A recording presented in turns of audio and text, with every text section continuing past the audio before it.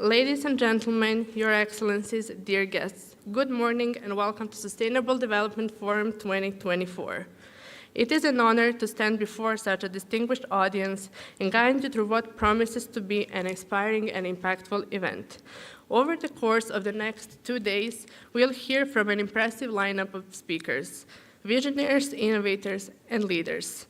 This forum is more than just exchanging ideas. It's about connecting, collaborating, and building the partnerships needed to tackle the challenges of our time. Each of you brings unique insights, and I'm thrilled to see the conversations and outcomes that will emerge from this extraordinary gathering. And now, without further ado, it is my great pleasure to introduce our first speaker for today. Please join me in welcoming Kosta Živanović, President and co-founder of Sustainable Development Forum.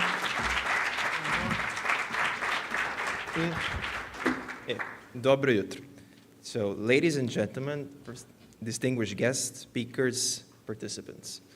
It is my great honor to welcome you to this year's Sustainable Development Forum, where we gather to discuss some of the most pressing challenges of our time, challenges that transcend borders, sectors, and generations. This forum was envisioned as a platform to bring together leaders, innovators, and change makers who share commitment to building a more sustainable, equitable, and resilient future. Today, I'm thrilled to see such a diverse gathering of experts, visionaries, representing not only industries, but also ideas that can transform the way we think, act, and collaborate. As we tackle key themes, climate change, energy transition, global health, it is clear that not a single solution or sector can address these challenges alone. This is why today's conversations will focus on collaboration, innovation, and action, emphasizing the importance of partnership across nations, businesses, and communities. Our esteemed speakers today will offer valuable insights from the global relevance of the UN Summit of the Future, shared by Mathilde Mort, to Edward Ferguson's perspective on partnership for sustainable future, to Charlotte Samelin emphasis on Nordic circular economy models.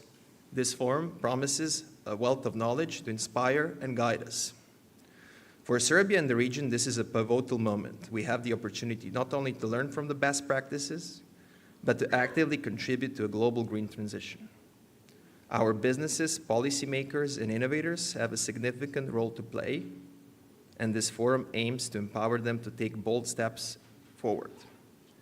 I encourage each of you to engage fully in today's discussion, to network, to challenge assumptions, to share ideas. This is not just a conference, it is a catalyst for change. Thank you for joining us on this journey towards a sustainable future. Let's make today count for ourselves, for our communities, and for generations to come. Thank you.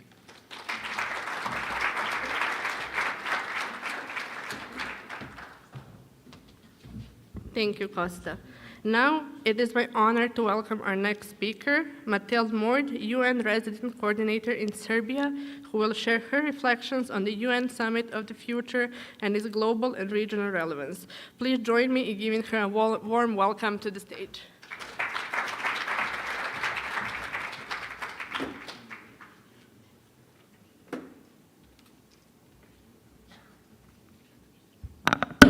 Oops, excuse me.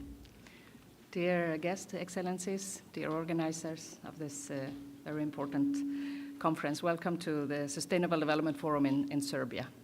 And I think the importance, it grows with every day, every month, every year, definitely.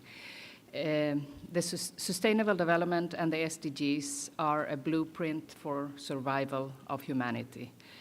So definitely it's so important to have these different gatherings involving different types of actors. When the Agenda 2030 was developed, yes, it is an intergovernmental agreement, of course, but it was also the most participatory process ever carried out by the United Nations. There were years of negotiations between governments, but there was also years of participation of scientists, different thematic consultations, consultations with local communities, civil society, and of course, very much so with the private sector also. So this is an agenda that is for everybody and also owned by everybody. Now, recently in September, the Pact for the Future was adopted by the United Nations as a transformative commitment and as a way of reinvigorating the call for advancing on the SDGs. It is an agreement that calls for international cooperation in a moment where definitely multilateralism is under stress. It also calls for important reforms, for instance, of the Security Council to ensure greater participation. The Pact for the Future speaks about digitalization, AI, areas that perhaps when the SDGs were developed were not that present. It is a call again for reaffirming action on the climate change agenda. But more than anything else, it's a call for reinvigorating the SDGs. And part of this is also the financial system, the financial global system. There is a call for, we have more than 50 heavily indebted countries in the world that are seeing their development space shrinking day by day and actually devoting more investments to paying off debts than investing in sustainable development. So this pact is also a very strong call for not only reforming governance systems in the international financial system and including other or less developed countries also in these governance structures. But it's also a call for debt relief, it's a call for more concessional financing, and it's a call, of course, for also covering grant in a greater way. And that leads me actually to the current climate COP that is occurring right now in Baku. The climate COP is all about financing, and it's very much about this grant element also. So we had this goal of 100 billion per year for many, many years until it was finally achieved. Developed countries providing finance for climate change action. Now in this COP, the idea is to come up with a new goal. The negotiations are being hard. On the very first day, the G77 and China already said they were not happy with the level of the proposals in the text, in the negotiating text. So the developing world wants to raise this even more. We will see how the COP will end, but definitely this is a key aspect. We need financing to flow to developing countries and also, of course, middle-income countries such as Serbia to be able to invest in sustainable development. And staying on the environmental side, it is not a coincidence that we have had this year 3 different conferences of the parties, one after another. We just finished Biodiversity COP in Cali, in Colombia. We are having the Climate Change COP now in Baku, and we will have in early December the desertification conference in Riyadh. The 3 so-called Rio Conventions, and these are intertwined. We cannot look at one without looking at the other. And these are also intertwined in what we called the triple planetary crisis, which includes also the part of pollution. So this is an important message. We need to tackle sustainable development and the environmental dimension of sustainable development in a much more integrated way. We are dealing with many things in silos, and I think this was one of the messages also when the SDGs were negotiated. We cannot solve complex development problems with siloed approaches and sectoral approaches. We need to work much more in a holistic way. And that, of course, includes, even coming in from the environmental side, that definitely includes the social dimension also. Poverty reduction and environmental protection goes hand in hand. Now in Serbia, SDGs are on track or being achieved. 25% of the SDG targets are on track or already achieved, which is above the global average of 18%. But there is, of course, a long way to go. One of the conclusions of the latest conferences has been we are not, as a humanity, on our way to fulfill the Sustainable Development Goals. So again, this is a call to advance much more firmer into in these paths. And in that, again, I would like to end saying this is a partnership. This is an agenda that is for everybody, and this is so important that we have governments, local communities, private sector and civil society and academia working together. Thank you very much.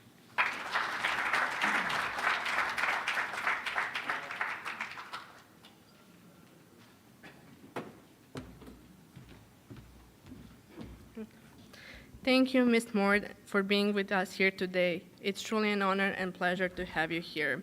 And now, please join me in welcoming to the stage our next speaker, Mihailo Vesovic, representing the Chamber of Commerce and Industry of Serbia.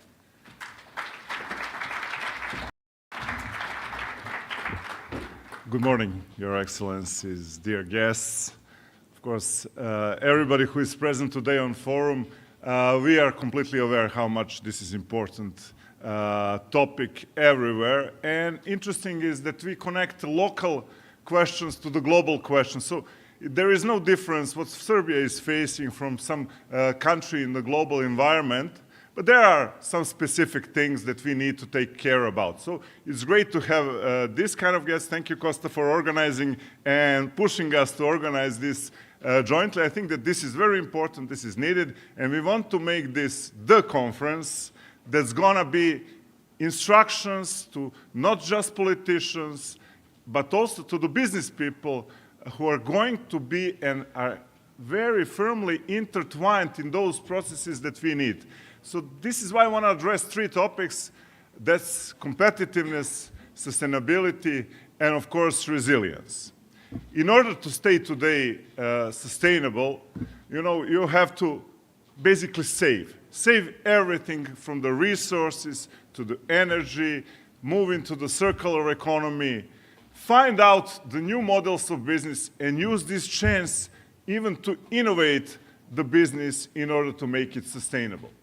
In order to be competitive, you need to look how your prices and what's going to happen on the international market. There is a pressure rising every day. For countries like Serbia, there is a specific situation where we are not a part of, for example, the ecologic tax or whatever we call it in Europe. I know that CBAM is going to be introduced first in Europe from 2026. UK adopted it for 2027.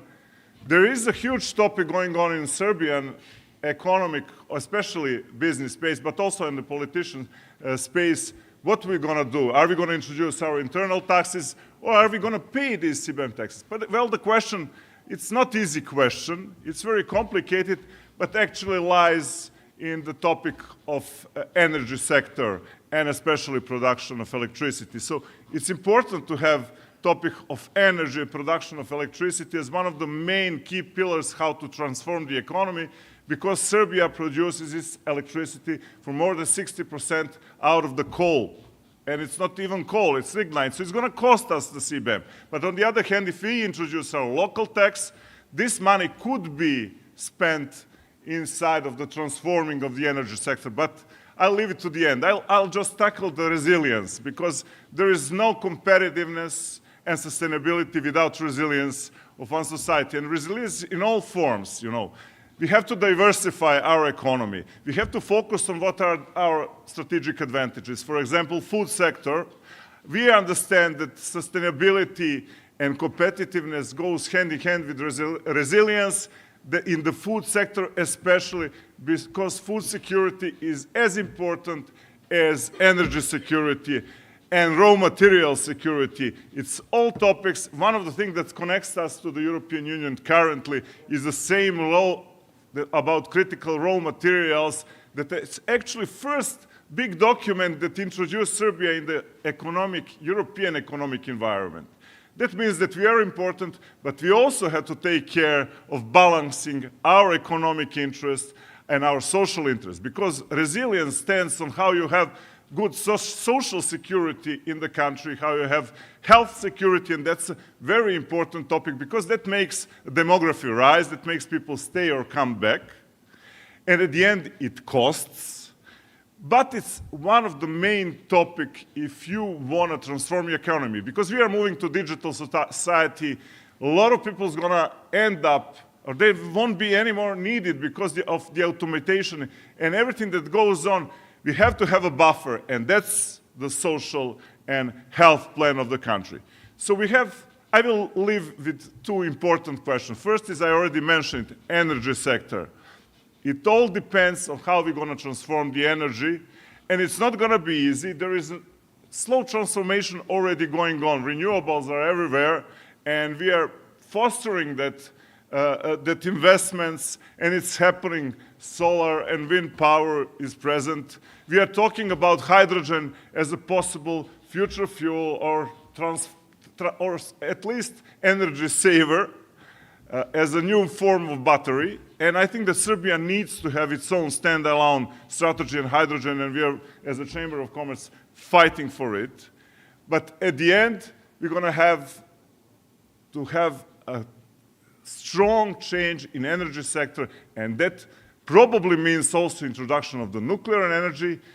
New strategy for energy of Republic of Serbia talks about it, opens up this opportunity, and that leaves us at the final point that I want to say in front of you, which is probably the biggest question, and also business people are always asking about who's going to finance this. And yes, this is a topic of all topics, because this is expensive.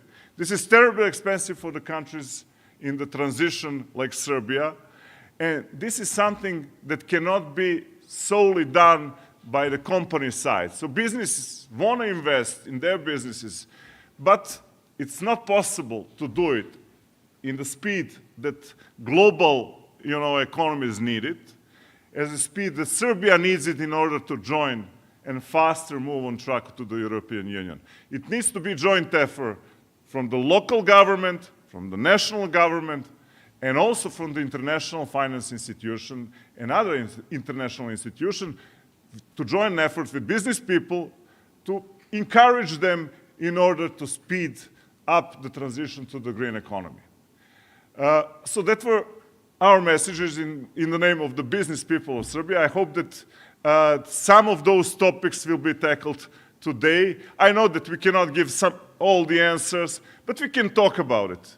We can think about it, try to think about outside of the box, and put the global perspective into the local perspective in order to give us idea and support us in lobbying in front of the government and push them, because I believe that our fastest ways to get to the means for the green transformation is actually faster joining to the European Union and be eligible to the funding that European Union gives to its agricultural company, industrial company that are mostly tackled with the green transition, and generally infrastructure that we need to rebuild.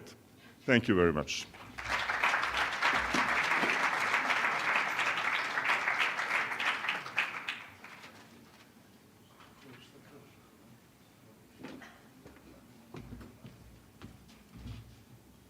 Thank you, Mihailo, for your insightful remarks and for the continued support. Our next speaker brings a valuable perspective on building global partnerships for a sustainable future. Please join me in welcoming His Excellency, Mr. Edward Ferguson, the UK Ambassador to Serbia.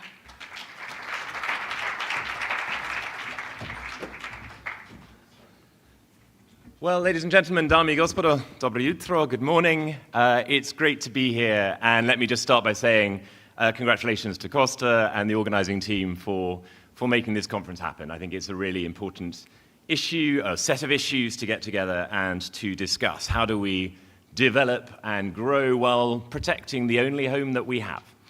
And I'm particularly pleased that there is such a healthy showing from the UK in the lineup over the next couple of days. We have 5 speakers from the UK, all from University of Cambridge, including Lord Rees, who will be joining by video link tomorrow. Now, knowing as I do the enjoyment of the Serbian tabloid media for a conspiracy theory, I can just imagine a frisson of excitement around the editorial room at the idea of the Cambridge 5 turning up in Belgrade. But ladies and gentlemen, there's no cause for alarm. They are here to share their wisdom with you, and I'm looking forward to hearing from them. But I would actually say that in the year that I've been here in Serbia, it's been great to see the links between Serbia and Cambridge in particular. The Pexim Foundation, which supports Serbian and North Macedonian students to study at Cambridge, is doing wonderful work to boost growth and innovation in both countries. And Cambridge is also an increasingly popular choice for many of the now 250 plus Chevening alumni of our Chevening Scholarship Program, who, in fact, just this year we've had two scholars graduating from Cambridge who returned to Serbia and have moved rapidly into new roles in the development and the scientific sectors, respectively. And isn't that great? Because now I think more than ever, that's what we need.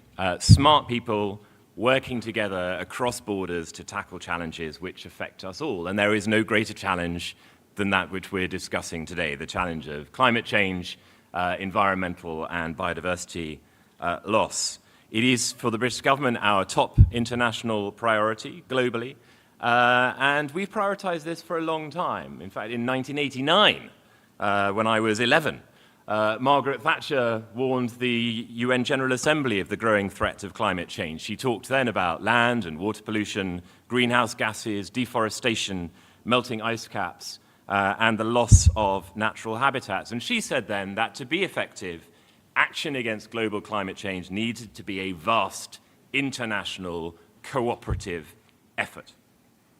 Now, I think it says a lot that at a time when there is so much going on in the world and so much instability and conflict in particular, our new Foreign Secretary, David Lammy, devoted his first major speech as Foreign Secretary in Kew Gardens in September to what he called the most profound and universal source of global disorder, the climate and nature emergency. And we in the UK are trying to take a pretty hard-headed and realist approach to this, leveraging both our diplomatic and our financial toolkit. And we heard about the importance of finance earlier. Building on a landmark report from 2021, UK government commissioned review into the economics of biodiversity, written by another Cambridge professor, Sir Partha Dasgupta, we do not see climate and climate action, nature action, as a discrete policy separate from everything else. We see it as part of a system, interlinked with the security of our citizens, the well-being of the world's most vulnerable communities, whether that's those suffering under sweltering summer temperatures to those on small island developing states facing unthinkable choices about the future as the sea levels rise to meet them. From health to migration to agriculture, climate change and nature loss are taking a heavy toll. So what are we doing about it? Firstly, we are trying to lead by example. Our new Prime Minister, Prime Minister Starmer, was in person in Azerbaijan this week at COP, and building on our own hosting of COP26 in Glasgow in 2021, our diplomatic network has been working to galvanize a global effort in pushing and stretching for ambitious, nationally determined contributions. For our part, that means net zero by 2050, and as we announced yesterday, an 81% reduction on our 1990 levels of greenhouse gas emissions by 2035. We've also committed to deliver clean power by 2030, and that does mean tough decisions. These are not easy choices, including our government's pledge to end new oil and gas licenses in the North Sea, while guaranteeing a fair transition to the industries affected. Now, none of this means risking economic growth. Actually, we see the green transition as a major economic opportunity. We are the first major economy to halve our emissions. We've cut them by 50% between 1990 and 2022, while growing our economy by 80%. The UK last month closed our last remaining coal-fired power plant. It made us the first G7 nation to end the use of coal in electricity generation. Again, it's the power of example, and I hope that other partners, including Serbia, will be able to follow that path with support from great initiatives like the Powering Past Coal Alliance. On biodiversity loss, we've been working, including at this month's UN Diversity COP in Cali in Colombia, to focus global leadership on nature issues and to accelerate delivery of the global biodiversity framework. This includes mobilizing more international finance for nature and delivering on our mission not just to halt, but to reverse the alarming trend of nature loss. Our annual climate finance stocktake shows that since 2011, our development assistance has prevented 750,000 hectares of ecosystem loss and supported the sustainable management of over 4 million hectares of land around the world. But there is clearly a huge amount more that needs to be done. Part of that is about supporting efforts to restructure global financial systems. For example, by offering pauses in repayments when climate events hit a country, and by supporting the Bridgetown Agenda for restructuring global financial architecture in response to the triple crisis many countries face of debt, climate change, and poverty. Because, as Mathilde was saying, we can't help drive action towards the SDGs if we're not helping support the poorest countries in tackling those linked causes. Sustainable partnerships is the key, with fair access to climate finance and green technologies. That's the heart of our approach, for sure. And that includes delivering honest and reliable investment, providing women and girls the freedom they need to succeed, elevating youth voices in decision-making, recognizing our moral obligation to maintain a livable planet for future generations. Because, as I said at the start, we only have one home. There is no planet B. And as Lady Thatcher said at the UN General Assembly, we're just the trustees of this planet of ours, charged today with preserving life itself, preserving life with all its mystery and all its wonder. There, I think, is the challenge that faces us. Let's see what we can come up with today to advance that agenda. Thank you very much.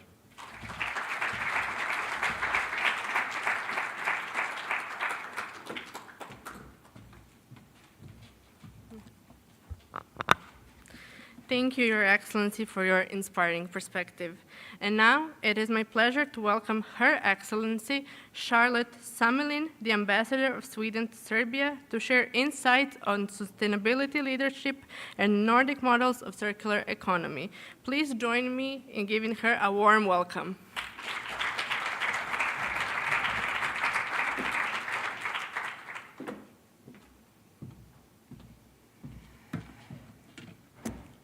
Distinguished guests, Excellencies, colleagues, it's a real privilege to be standing here, and I would like to thank Costa and the organization for organizing this. It is really a topic that is at the heart of Swedish and Nordic business activities, sustainability and circular economy, and it was with great interest that I listened to your intervention from the Chamber of Commerce. I think it's no secret that Sweden and the Nordic countries long have been global leaders in sustainable development. We are consistently integrating environmental, economic, and social dimension into our policies. And Sweden aspires to lead in the green transition with ambitious and active, effective climate policy. And we have quite ambitious goals. Our long-term objective is to achieve net zero greenhouse gas emissions by 2045 and negative emissions thereafter. And innovative policies are instrumental in driving sustainability. And putting a price on emissions is an important principle. And the Nordics were the first countries in the world to introduce a carbon tax in 1990 to 1992. And this has significantly reduced greenhouse gas emissions. And the greenhouse gas emissions in Sweden are not only priced through energy and carbon taxes, but also through the EU emission trading scheme. And the Swedish climate policy framework from 2017 includes a climate act, and this climate act actually obliges the government to present annual climate reports and action plans. The Nordics have invested a lot in sustainable urban development, and here in Serbia we're going to cooperate on green and smart cities. We work very closely together. Just to give an example, in Sweden, there are cities like Stockholm and Gothenburg leading the way in the green infrastructure and public transport. And we reduce emissions through, for instance, investments in charging infrastructure. And then I think a system that is quite interesting to look at is the bonus-malus system. This system reduces taxes for new light vehicles with low greenhouse gas emissions, and then put a higher tax on vehicles with higher emissions. Now, this scheme has been so successful that now the sales in electric cars has gone up so much that the government is actually going to phase out this system. I think also, like from the Chamber of Commerce that was highlighted, that also here in the Nordics, we integrate business and sustainability. And we believe that green growth drives also the economy. And it's a model that we use is called triple helix model. And it involves collaboration between the public sector, business, and academia. Businesses are key actors for sustainable development. And in the Nordics, sustainability is seen as a fundamental factor for competitiveness, resilience, and growth. And here, companies are asking for mandatory rules because it helps them to act sustainably and responsibly. So legislation actually plays a key role. And it's also due diligence is a natural part of many Nordic companies' business models. And it is important that suppliers also know and can act in accordance with sustainability requirements. Now, international instruments and rules are very important. They clarify the expectations and requirements for the companies to respect human rights, protect the environment, apply decent working conditions, and contribute to green transition and fight corruption. And these are core values of Nordic businesses. Nordic countries were early adopters and have experienced considerable success over the years, so I don't think we should be shy of what we have obtained. Their approach to the circular economy focuses on reducing waste and making most out of the resources. And this approach involves reusing, repairing, refurbishing, and recycling existing materials and products. In Sweden, about 99% of household waste is recycled or used for energy, and we are still aiming for zero waste. And also, as has been highlighted, technological innovation is at the heart of Nordic approaches to combat climate change. And investments in clean technology is increasing rapidly, and renewables are booming. And this is really something that needs to be encouraged by the government. The governments play a vital role in contributing to research, development, and measures to reduce fossil process emissions, innovative technologies in industry, and carbon capture and storage. And here the Swedish government is doing exactly this. And this is helping business in their long-term competitiveness. Then finally, I think that has been also highlighted by my predecessors here at the stage, no country exists in a vacuum. The modern world is ever more interdependent and connected. And not only as part of the Nordics, Sweden also benefits significantly from international cooperation and as a member state of the European Union. International partnerships are crucial for addressing global climate challenges. We actively collaborate with other countries and international organizations to share knowledge, technology, and best practices. And I'm very pleased to see that during these days, there will be a participant from the Stockholm Environmental Institute and also good Swedish representation from other organizations. And the international partnerships help us to amplify the impact of sustainability initiatives and ensure that efforts are aligned with global goals such as the UN Sustainable Development Goals. Sweden's involvement in the Paris Agreement and its support for climate finance initiatives demonstrate that our commitment to global climate action is here to stay.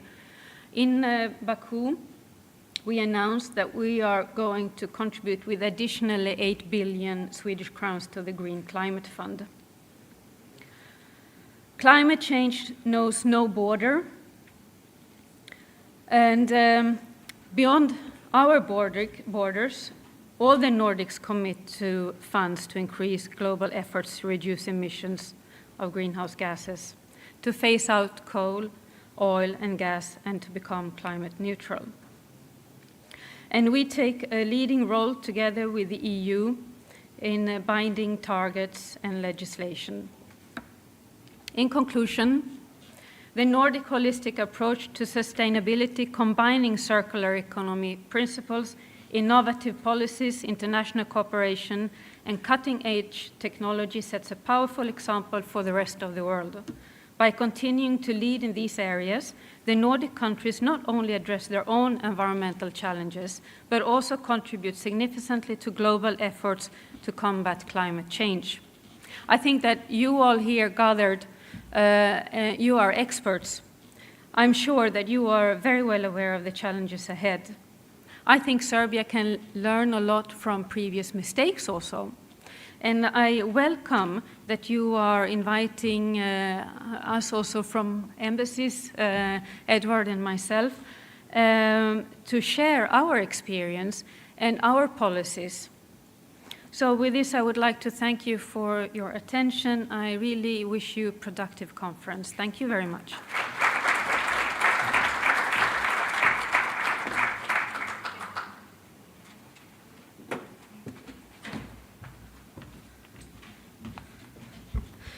Thank you, Your Excellency. Wow, that was an inspiring start of the day. We are a bit ahead on the time, but with such a remarkable opening, let's keep the momentum going. Therefore, it is now time to officially kick off the program of what promises to be a very exciting keynote speech.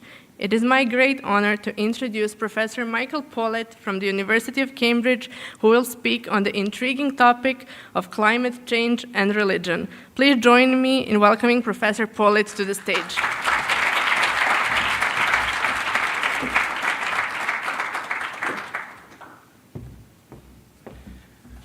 Right. Hello, everyone. If I do this, do I get my slides? Oh, look at that. Okay, well, I'm really glad that Costa didn't ask me to address any difficult topics. He didn't ask me to talk about climate change, and he did not ask me to talk about religion. No, actually, he asked me to talk about both of them at the same time. So I'm really pleased to be here. It is wonderful to be with Costa. He's been promising to invite me to Serbia for many years, but he was a delightful student when he was at the Cambridge Judge Business School, and we are always pleased to have such brilliant students from around the world, and we hope to have many more brilliant students from Serbia. And I do want to thank the organizers and the sponsors for what is a wonderful conference. It's great to actually get out and try and inject some academic thinking into what is, after all, an incredibly difficult topic to do something about. So I have been given a slightly intriguing topic. I think the thing that I would say about this, right at the start, is I think we need to be honest. And I think we need to be honest about just how difficult the green transition is and how slow our progress is. And that if we continue the track that we're on, we are not going to address climate change. And I think that one of the jobs of academics is to speak truth to power and to say, look, political systems around the world, development agencies have had a really good run with climate change. You know, they've been talking about this topic that we need to do something about. Billions of pounds and euros and dollars and all sorts of things have been pumped into climate research. Oh, and by the way, climate scientists have had a really good run from climate change. So not surprisingly, there are lots of people who think that this is important because it has received a lot of public funding, but actually we seem to have made remarkably little progress on it.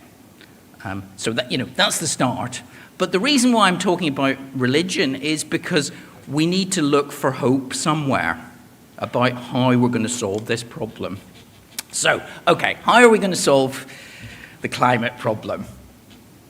There are three ways that I think, in theory, we could solve the climate problem. One of them is to come up with a technology which produces endless amounts of energy for free and involves no emissions and no use of critical minerals or any sort of other scarce resources. Now, in Star Trek, the famous TV series from the 1960s, set in the 23rd century, they have got a machine which does that. That's what's in this picture. It's called the replicator, and it produces things from nothing. So it literally, you just program it at the top there, and that is Worf, who's, programming it, and he's getting his dinner, and it's produced from nothing. It's not explained in Star Trek how it exactly works, okay? And it can produce things that are really big, not an entire starship, but something that's pretty big. Now, of course, we are still dreaming about technological solutions like that.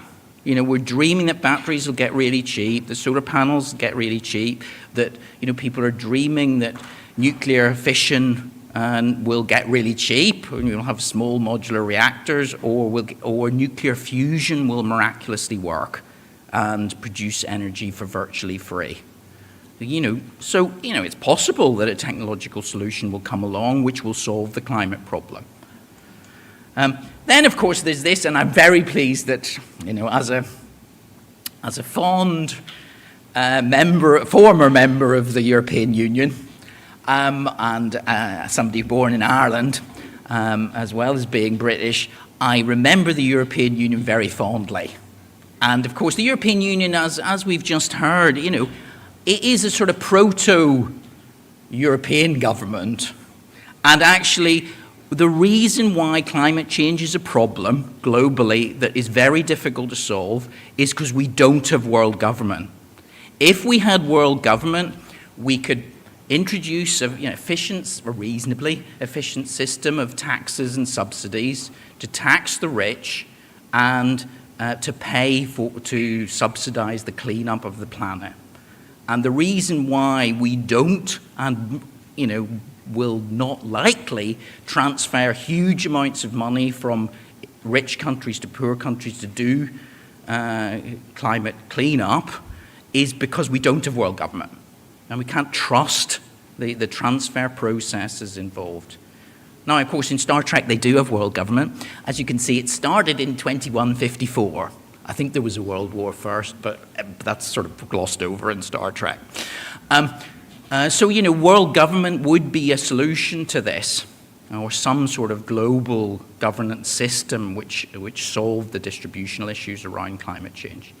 Of course, there is a third solution, which as an economist I'm very, very keen on, which is, one can imagine an economic solution to climate change. One can imagine, a set of interconnected global carbon markets which, recognize each other's emissions credits to some extent, create a reasonably global carbon price. And the key thing about these carbon markets is that the quantities of carbon credits in the carbon market are net zero consistent. They're gradually going down to net zero by 2050, 2060, 2070 at the global level. Oh, and we've solved how do you deal with negative emissions as well as positive emissions in net zero.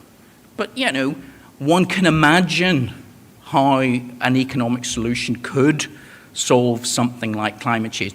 Oh, and by the way, as Mathilde was hinting, by the way, just as a good economist, I would point out, if we had this system, we'd generate a lot of money selling the credits, which we could then also use to compensate poorer countries for the costs of the energy transition. So, it sounds like a good economic solution. Okay. How's it going? really, really badly. I mean, you know, it's off the scale bad. Okay, we've had all this talk about, lots of individual policies which seem to make a difference, but the truth is, at best, total global emissions, which are at the top there, are flatlining, at best. So, if anything, all of the climate policies that we've had and, the great work that we've done in the UK of actually reducing emissions by more than 50%, at the global level, it doesn't make any difference to total emissions, and we're still on track for really significant amounts of global warming, and there doesn't seem any prospect of getting onto these lower emissions tracks. And I think we just need to be realistic about that. At best, we've slowed it down, slowed the rise of emissions down, but we haven't actually begun to address it yet. Now, the other thing I would say is we do know what it would take.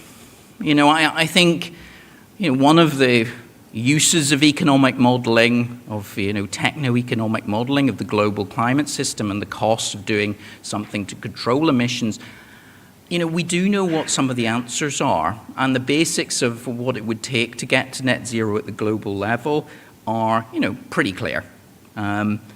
Yet we've heard some of them. We need to lower consumption of energy relative to business as usual. We need to electrify everything that we can electrify, electrify transport, electrify heating, electrify most industrial processes. And then for the really difficult, the heavy-duty uses of energy where it's difficult to imagine electrification will work, such as for aviation fuel, or for heavy-duty trucking, or heavy-duty shipping, or for some parts of heating, well then, maybe we need some of these alternative energy carriers, such as hydrogen produced from electrolysis or cracking of methane, biomethane if we can do it, and the creation of synthetic fuels, which are essentially hydrocarbons which have been created by combining captured CO2 and hydrogen together to create a synthetic kerosene, for instance, for air travel. What will definitely need to be true in that net zero energy system is higher energy prices at the margin. I mean, I'm sick of people telling me energy prices are going to be lower in net zero. They're not at the the last unit of energy we consume in net zero is going to be really expensive because it's going to require huge amounts of capital, and it's going to involve managing the variability, underlying variability of wind and solar resources, even though some of the intramarginal units of energy might be cheap. And it's going to involve higher carbon prices. It's going to involve more international trade in electricity. Costa could have asked me to talk about the single electricity market in Europe, which I would be happy to talk about too. Wide area trading of electricity gets more and more valuable if you've got wind and solar-based resources. And you're definitely going to need a negative emissions technology. All of the modeling says we're going to still produce some CO2, and we're going to need to be removing CO2 somehow from the energy system, either through direct air capture or carbon capture and storage. So those technologies are definitely going to be necessary. Okay. Most climate policies are not about decarbonisation. Now that, as this conference makes clear, that doesn't mean they're useless. It just means stop trying to sell them as being about decarbonisation when they're not. I love this analysis which has been done recently of 1,500 decarbonisation policies over this 20-year or so period, and most of them have no impact. So governments have had a field day with climate policies and decarbonisation policies. Most of them are insignificant. Things like, subsidising taking old cars off the road and getting people to buy a greener car. In the end, these things don't make any difference in terms of total emissions. They barely move the dial. And this study found that only about 60 policies out of these 1,500 implemented policies in OECD countries actually made a difference.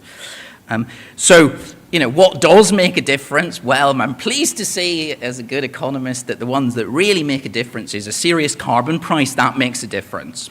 The UK, of course, has demonstrated that with its carbon price floor and the introduction of, when it was part of the European emissions trading system, now it has its own trading system.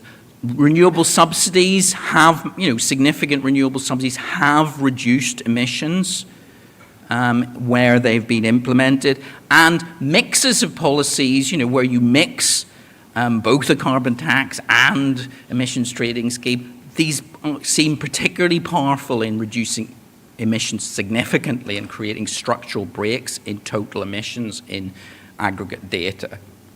So there are policies that work, but most of what passes for a green policy is not that green and certainly has not much to do with emissions.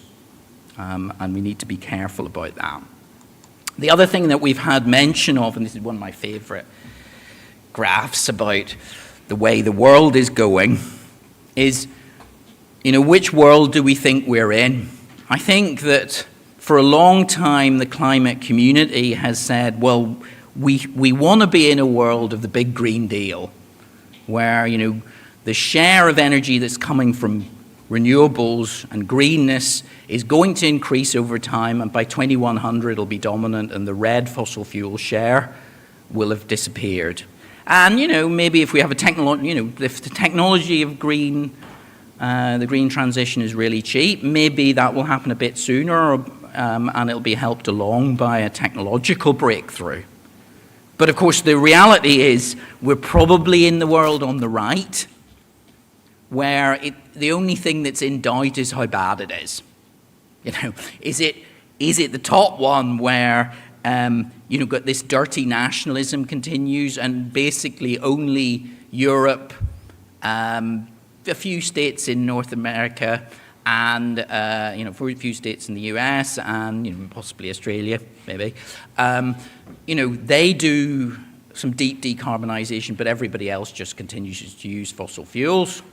And actually, you see this flatlining of the share of fossil fuels in total energy use. Possibly, the green transition will get a bit further, and fossil fuels will be financially more challenged, and their market share will drop more, but they'll still be dominant, which is the lower right.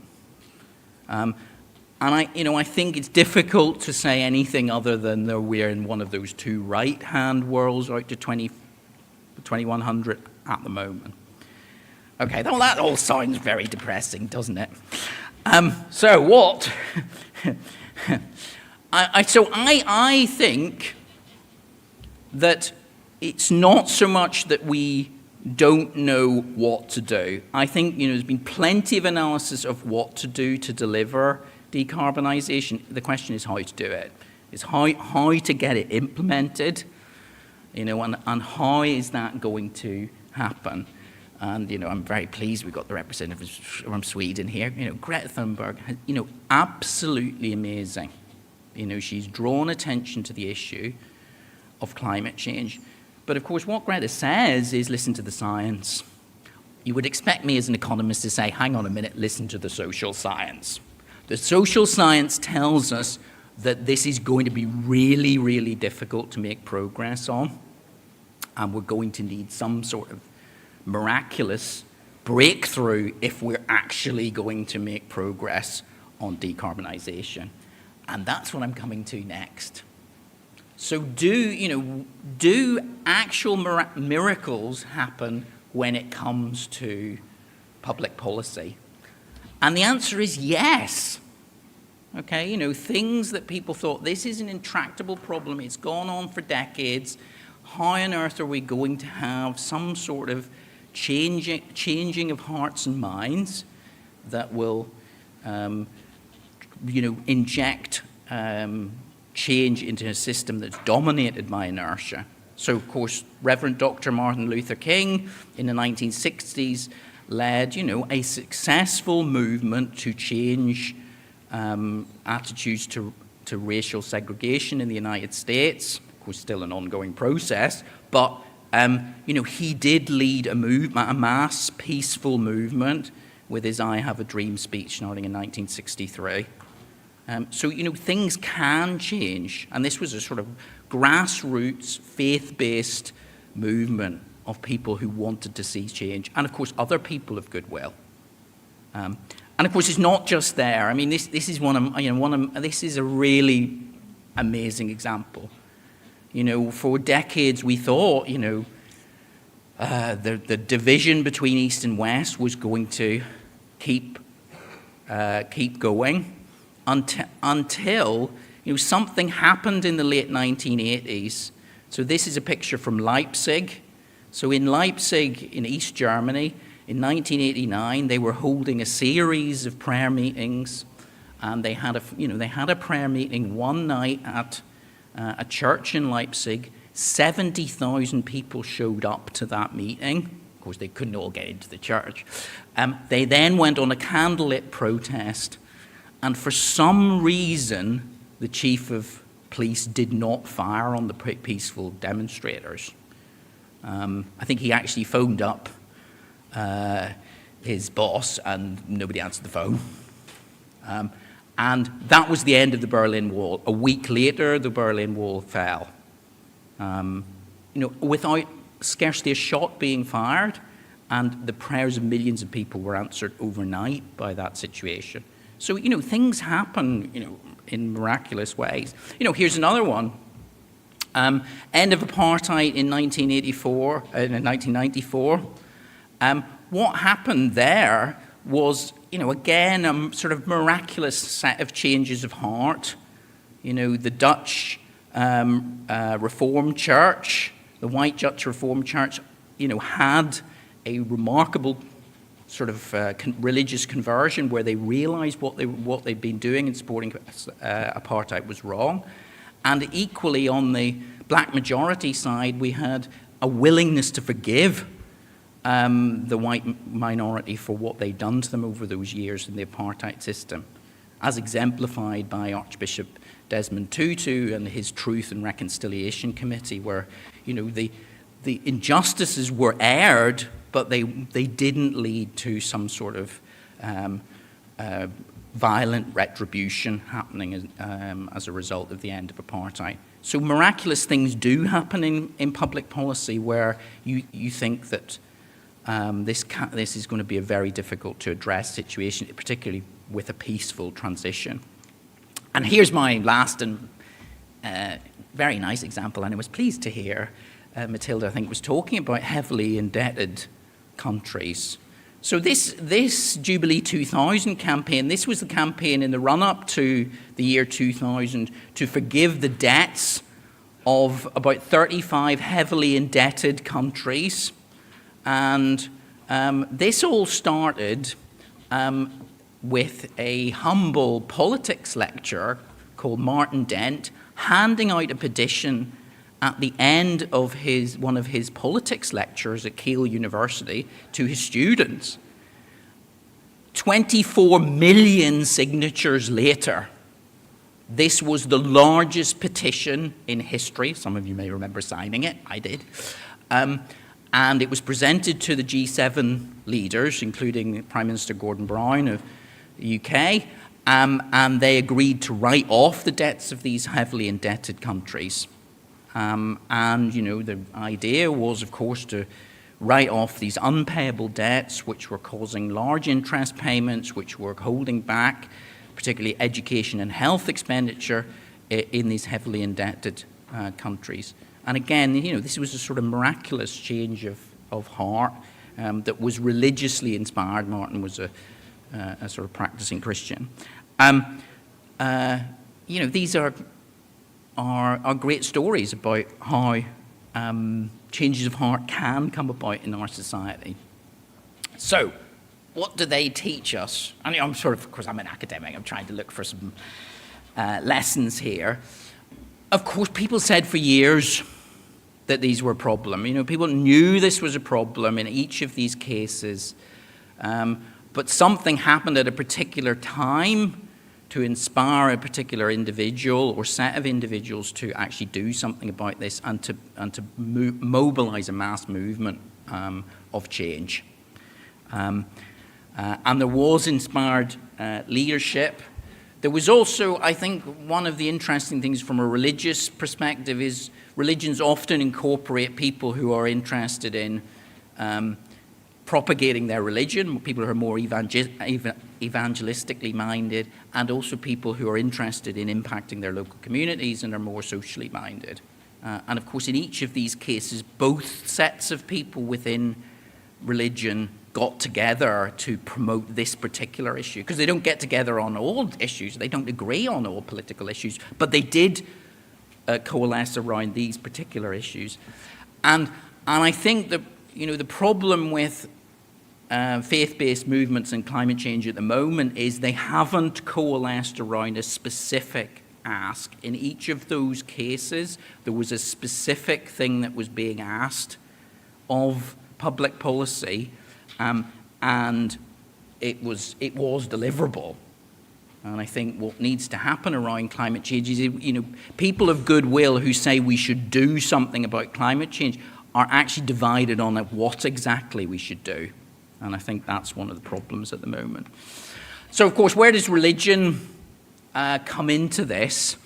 I mean, religion is about hearts and minds, and all the world's major religions have come out with statements on climate change and are very much in favor of climate action.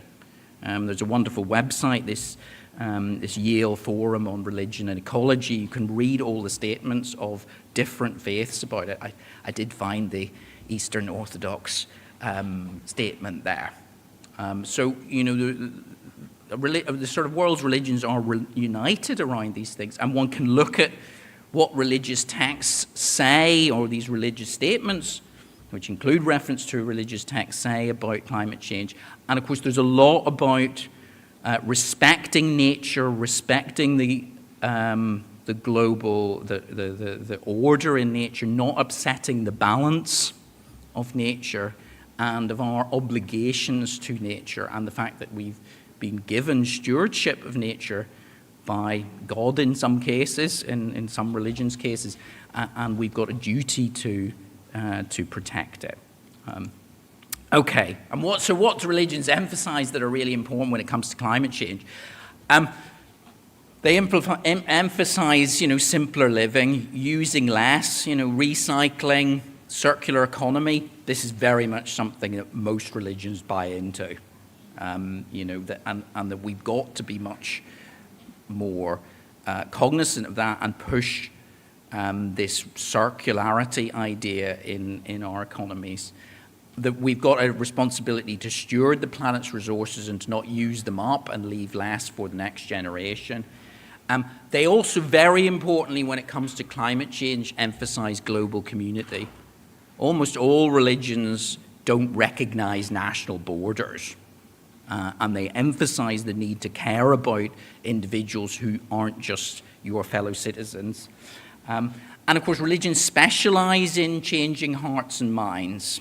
I think one of the problems that the scientific community have is when they say to people, just listen to the facts, or just listen to the science, and they expect that to change people's minds. That's actually a misunderstanding of how people's minds get changed, and also it's a misunderstanding of psychology, it's a misunderstanding of sociology, it's a misunderstanding of all sorts of social sciences that you don't. In the UK, the British government a few years ago ran a series of ads which were all about how the world was burning, and if we didn't do something about it, the implication was we were all going to hell. Now, obviously, this hadn't been designed by religious people. This had obviously been designed by scientists who didn't realize this possibly wasn't the best way to communicate with the general public, and quickly the ads were pulled off because they got such negative reaction to them. What religions realize is you've got to balance hope and doing the right thing. And hope, some of them are better at it than others at different times, of course. The other thing that I actually have got quite interested in is this breakthrough idea. The idea that we need a miraculous change of heart. We need something to happen in the global community that actually is about changing people's hearts and minds. And of course, one of the reasons why I love coming to conferences like this, we need to be ready, don't we? It's not that the ideas that will get implemented aren't well known or scientifically or social scientifically based. All those movements that I highlighted, they weren't dreaming up some solution that didn't have any basis in science or social science. I'm not expecting that to be the case. But the other thing that they emphasize is, this is about people caring individually and about people changing their behavior, being prepared to put their money where their mouth is, and about, the idea that we can redeem society from where it's going. Okay, so, my point is, I think religion and religious groups can play a key role in bringing about change when it comes to climate change. I don't think it's obvious what to do because there are other moral issues that people care about. And one of the problems that science has suffered from is, other people care about global poverty, they care about inequality, they care about all sorts of other issues which aren't just climate change. And you're telling me I should care about this issue over all these others. Somehow we need to tell me why this issue is the one we need to pick out, or how it's related to some of these other issues. Another thing that I think religion is very clear about, it's the moral conversion of the rich and the powerful that is crucial. It's not going to be, in a way, ordinary people may know that this is something that needs to be dealt with, but actually what holds it back is the lack of leadership, the lack of willingness of people at the top to come up with and implement solutions which are difficult. The other thing that, as I've hinted about, is that one of the reasons why this hasn't happened yet is because if you read some of these religious statements on what should be done about climate change, they're still very vague. What is, yes, we should do something about climate change, but what exactly? For instance, they tend to be very negative about business-oriented solutions, many of them. And they're certainly negative about things like, green finance and carbon markets,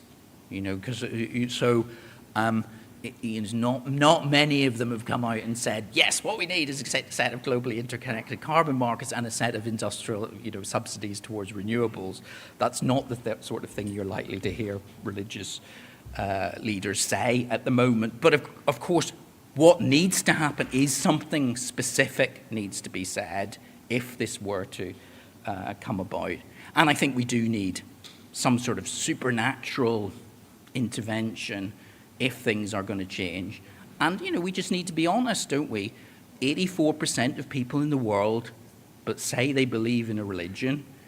Many people accept that there is a metaphysical reality out there, a world that we can't see, and that what I'm saying is we need to pay attention to this because this is what this issue actually needs. And I don't think it's about science versus faith. As I've said, I think the solutions that we're going to use are going to be scientific, but I think we do need this moral leadership if we're going to have a breakthrough on the climate issue. And I can't resist a final thing from, and I think you might appreciate this from the Christian tradition. Have we observed miraculous interventions in the past? And here's my favorite one. So, there's a biblical character in the Old Testament of the Bible called Joseph, and he is the world's first famous economist.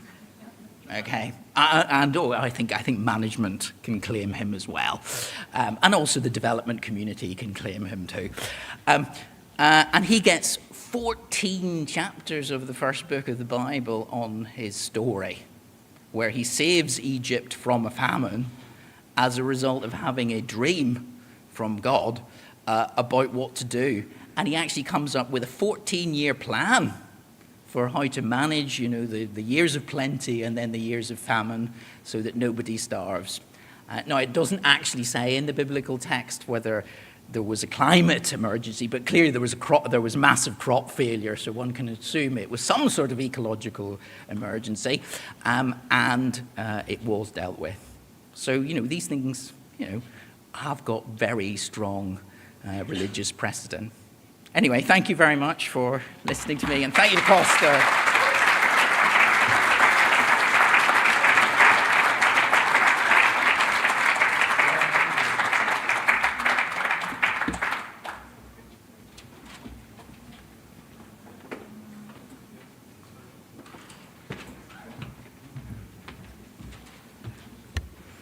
Thank you, Professor Pollitt, for such enlightening and thought-provoking keynote.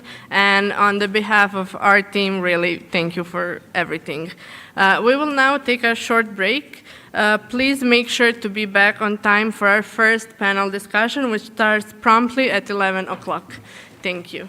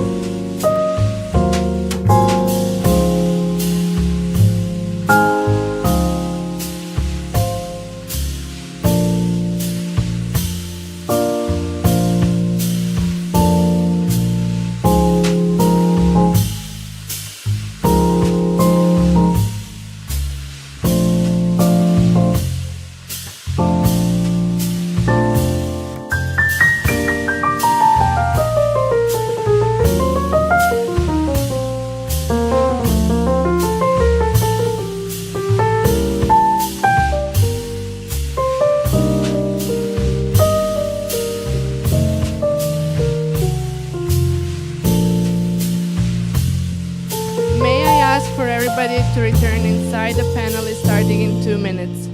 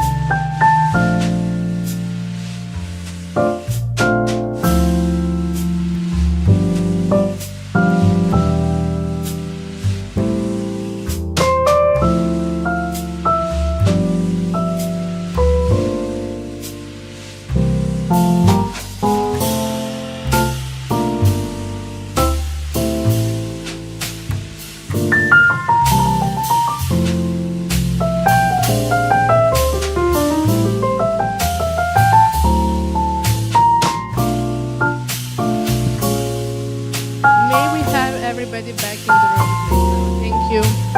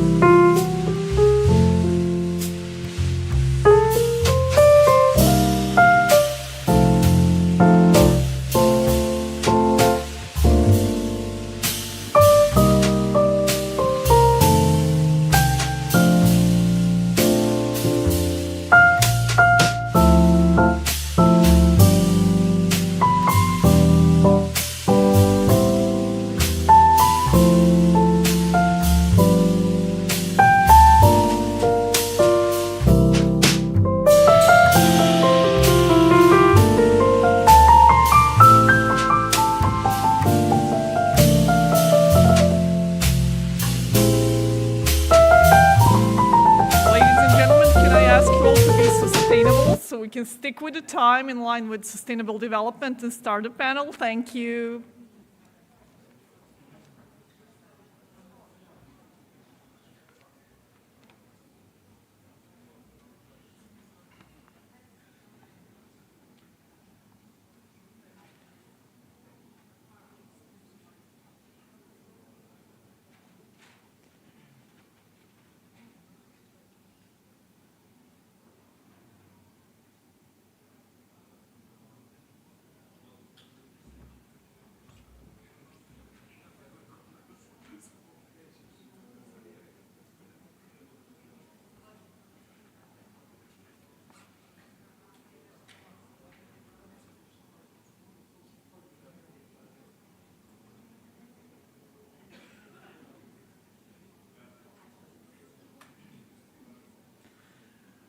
Okay, wonderful. I think we have the lights out, and this is a telltale sign that we can start.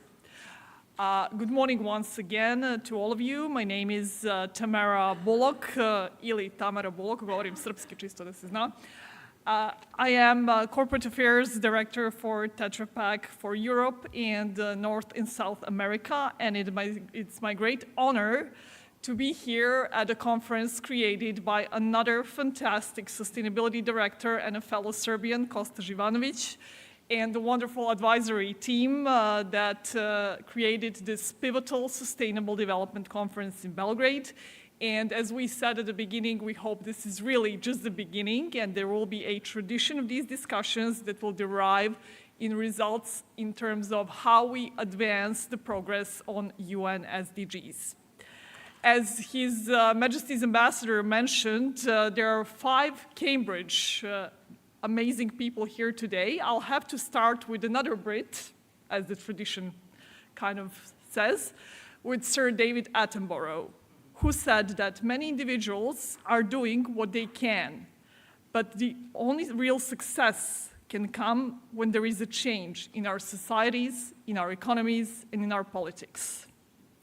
No better time for this panel about the future of production and consumption than the week of the opening of COP29 in Baku, the new world political reality chiming in after the US elections, and the new EU Commission about to be confirmed soon.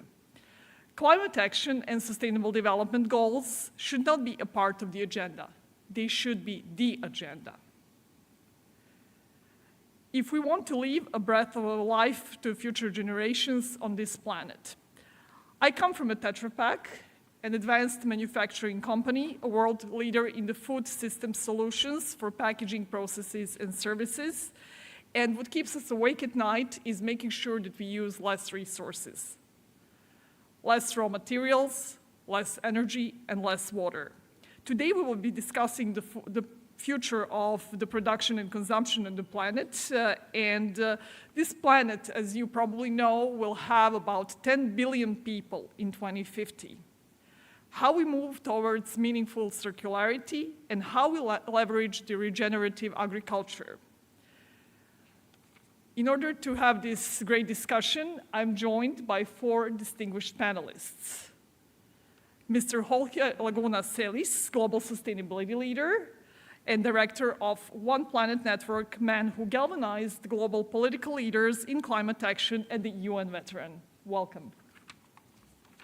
Madam Tijana Koprivica comes from one of the Serbia's prides, Delta Group, and she's the Sustainability Director in Delta Holding and the Chairwoman of Board of Directors of UNGC in Serbia. Madam Ivanka Stojcic comes from one of the greatest investors in Serbia, from Nestle, and she's Sustainability Manager for Southeast Europe. And last but not the least, definitely, future academia leader in sustainability, Paul Lohman, Research Associate of Elaran Institute of Behavioral Economics and Policy of University of Cambridge. Thank you again.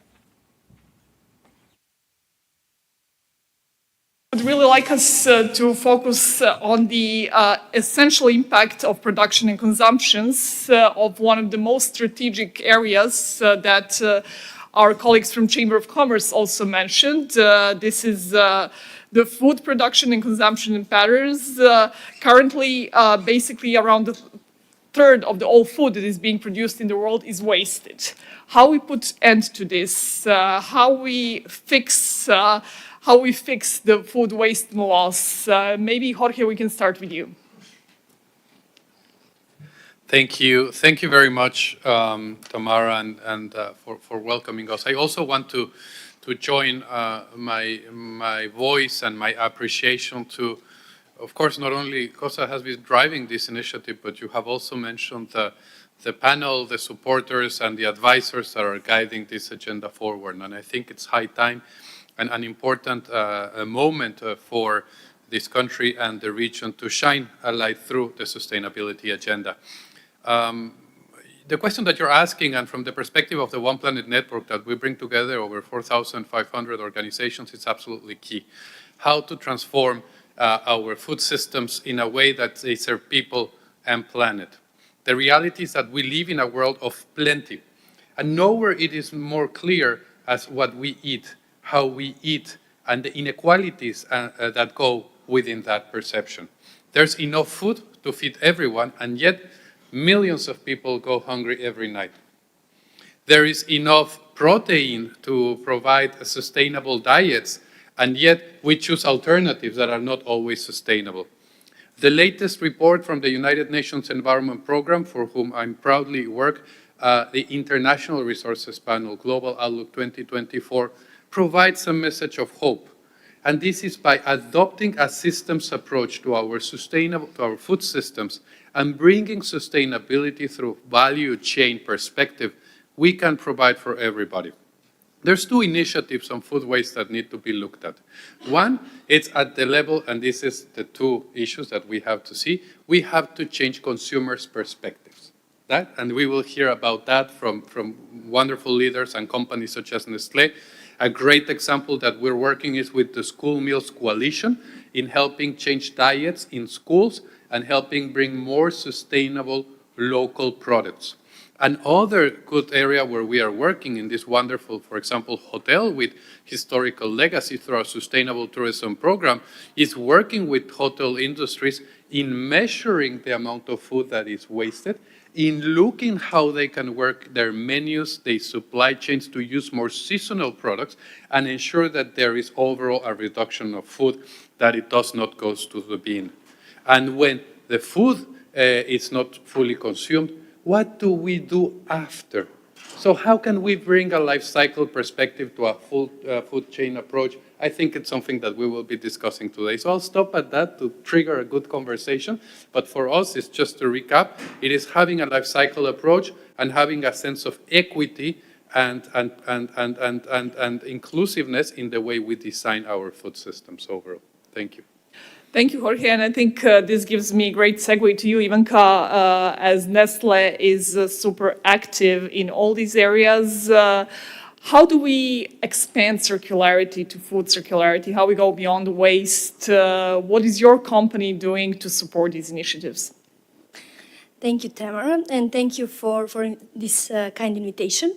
Well, I think that we as a Nestle company, as the largest food and beverage producer, there goes also the largest, I would say, responsibility, especially having in mind what you have said, that still the behaviors are going in direction of significant food waste loss, which is at the moment counting 10% of the global greenhouse gases emission. But also we are still, as a humanity, we are not still, let's say, fully ready for the plant-based, for the alternatives which could provide the healthier choices, but also the less impact on the environment. One of our strategic pillars is definitely moving to the plant-based from several reasons. But you have mentioned in the beginning about the food system, its resilience, and actually the challenges in the food production today. And there I would like to highlight a few challenges which we are facing today and what, let's say, examples of circularity we are trying to implement.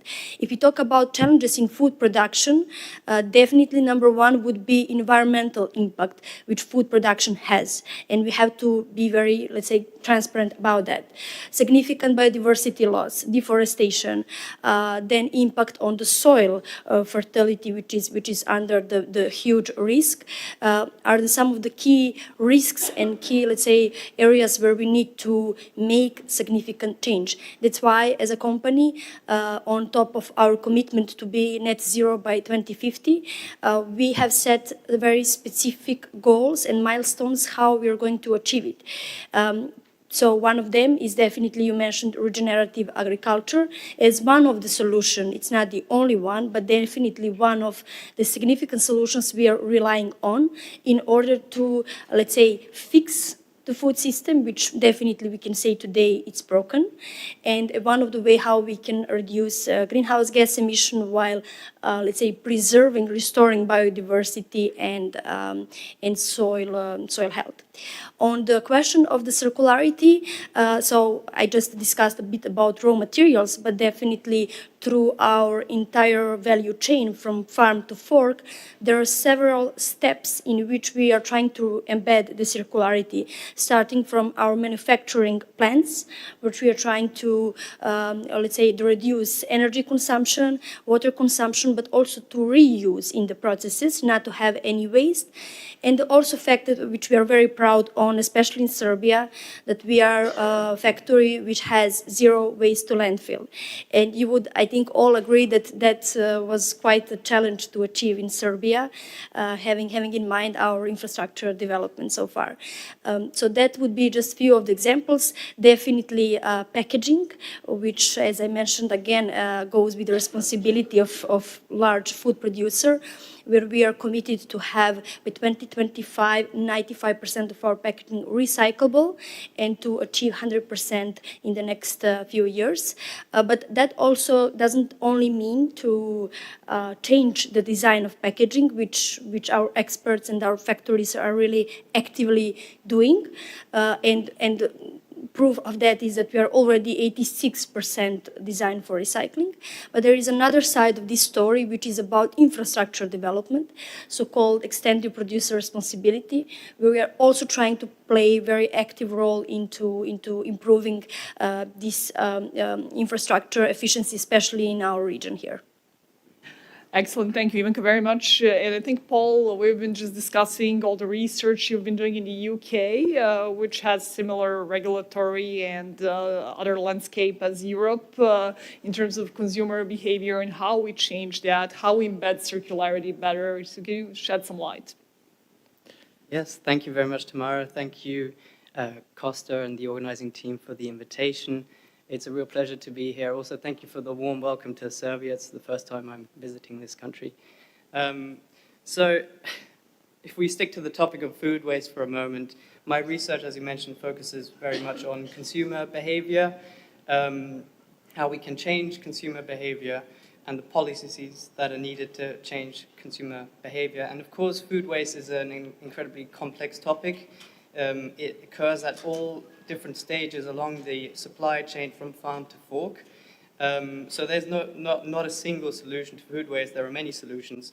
Our research focuses very much on the consumer. In the UK, most of the food waste occurs at the consumption stage and the retail stage. So there's a real potential to address this via the consumer, as Jorge mentioned. So we actually, our research is quite applied, and we tried to synthesize the literature and get an understanding of what's been tested, what's been evaluated, what strategies are most effective in tackling food waste. And so we looked at studies that actually measured actual food waste behavior to get an idea of what works in the real world. And we found that education, so simply informing people about the impact that food waste has on the climate, but also coupling that with education on practices in the household that can reduce food waste, such as planning, better storage, disposal, and so on. can be effective, but the effect sizes are relatively small.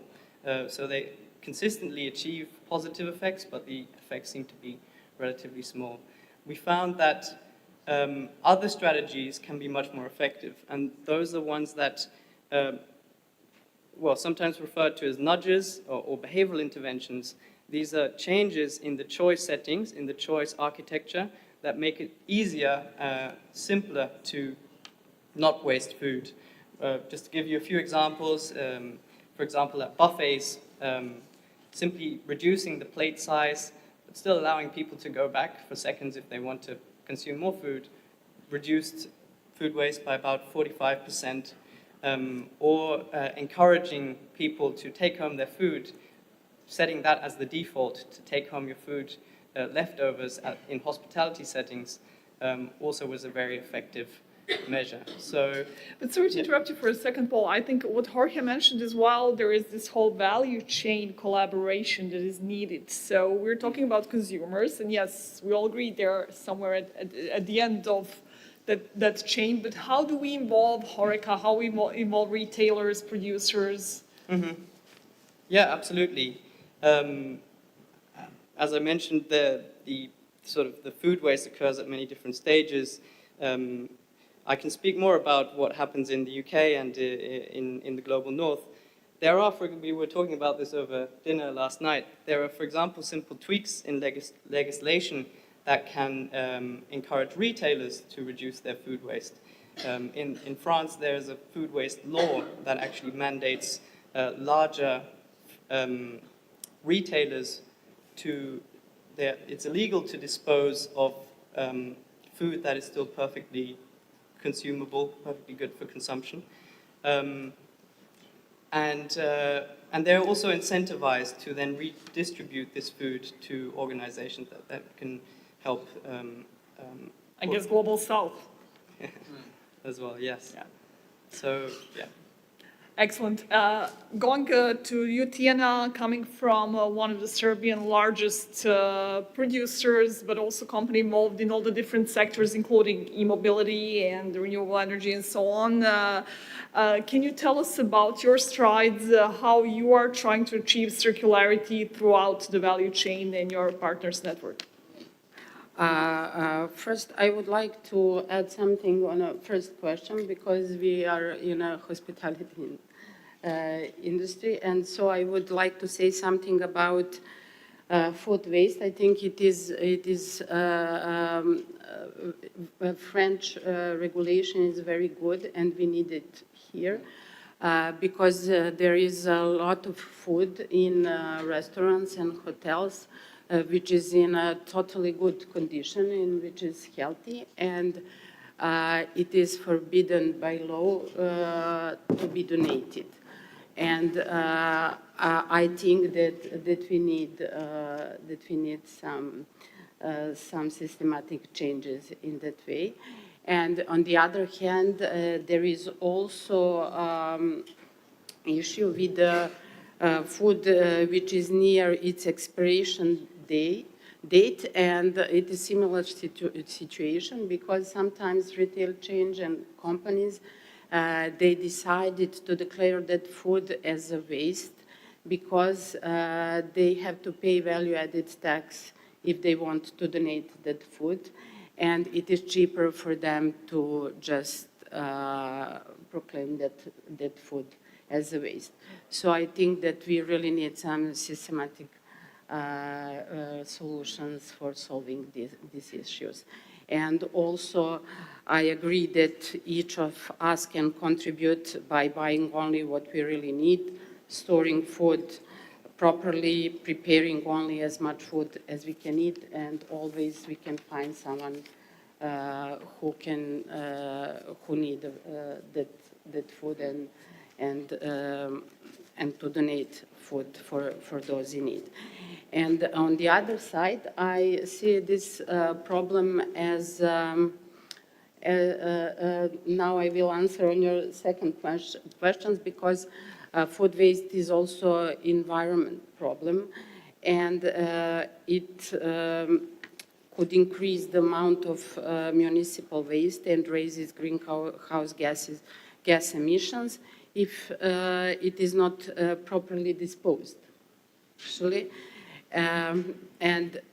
But it could be used for compost or for biogas, and then to give a new value to that waste and use it in a proper way.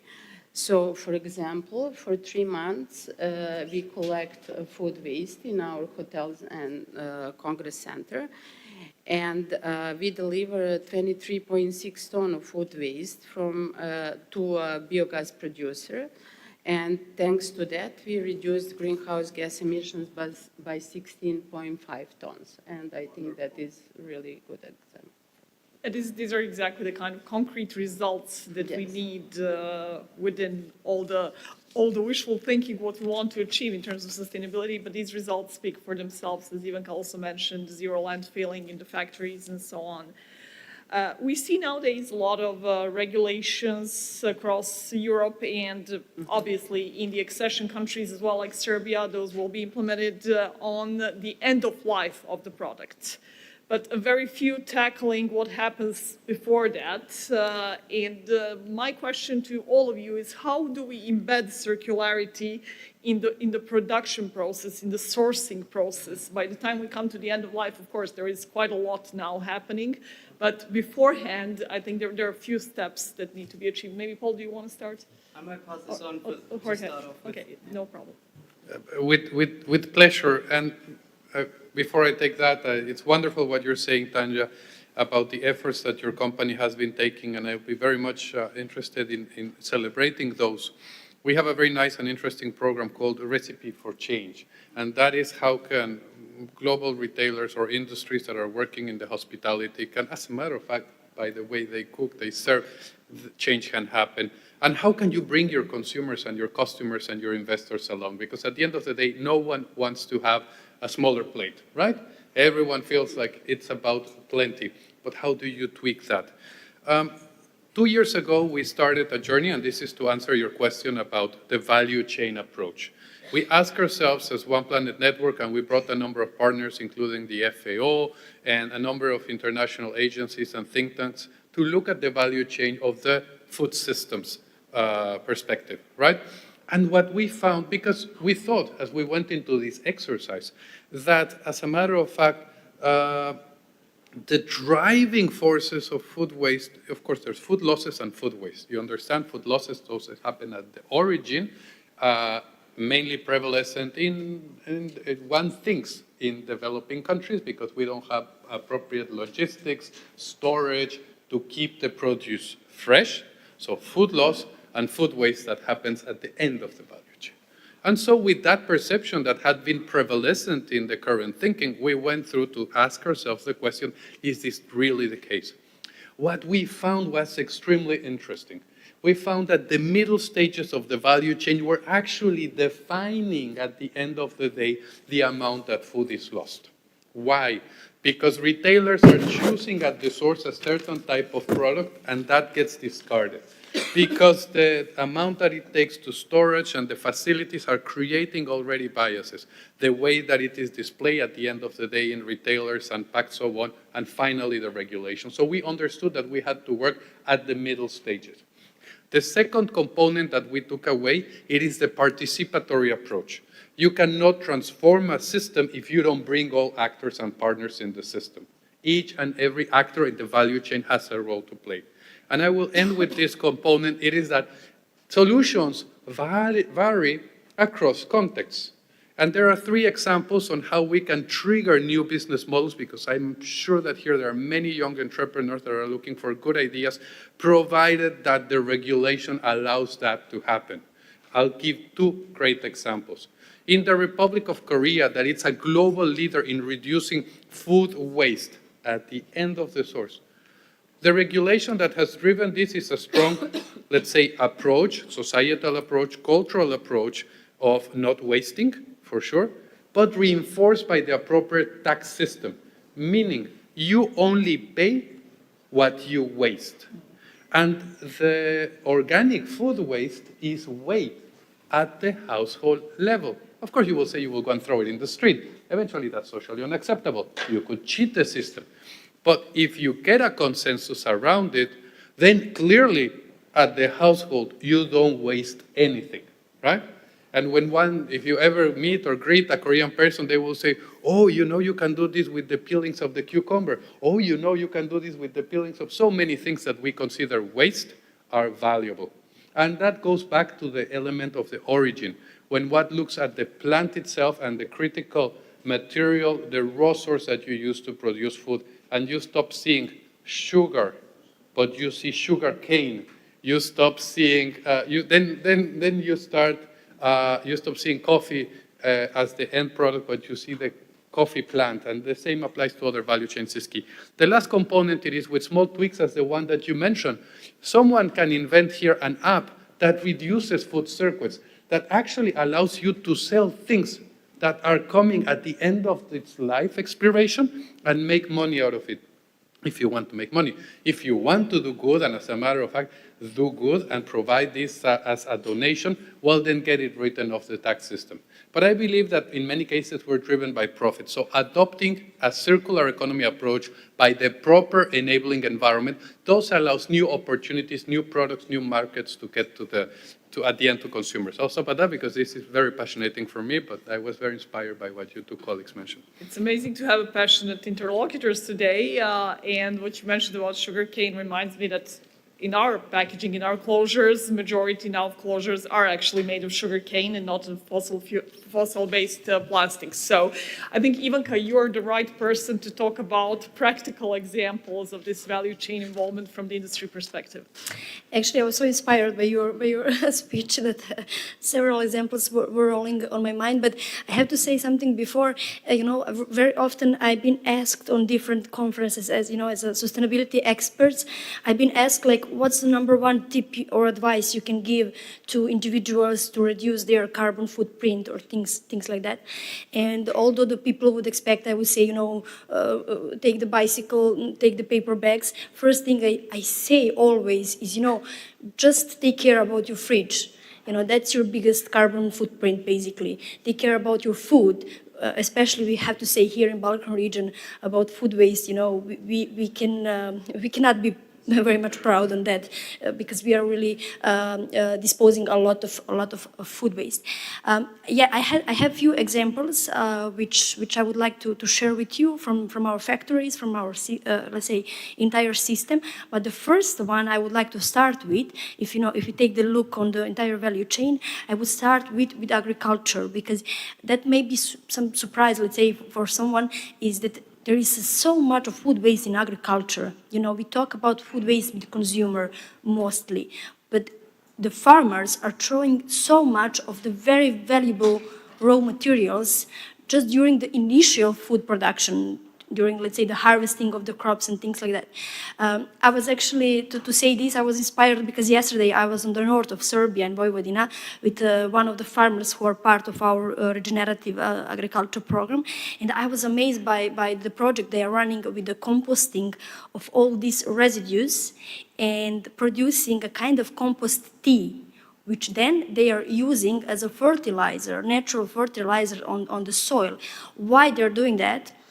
First of all, because of the environment, yes, but also because of the economic situation that today in Serbia, our farmers are facing with a lack of organic fertilizers, basically animal fertilizers. So we have significant reduction in the animal stock in Serbia, so they cannot find organic fertilizers. So this is one of the way how they are basically upcycling their residues on the farm and creating additional value through the nutrients to the soil. So that one really inspired me because it was also a bit of novelty for me.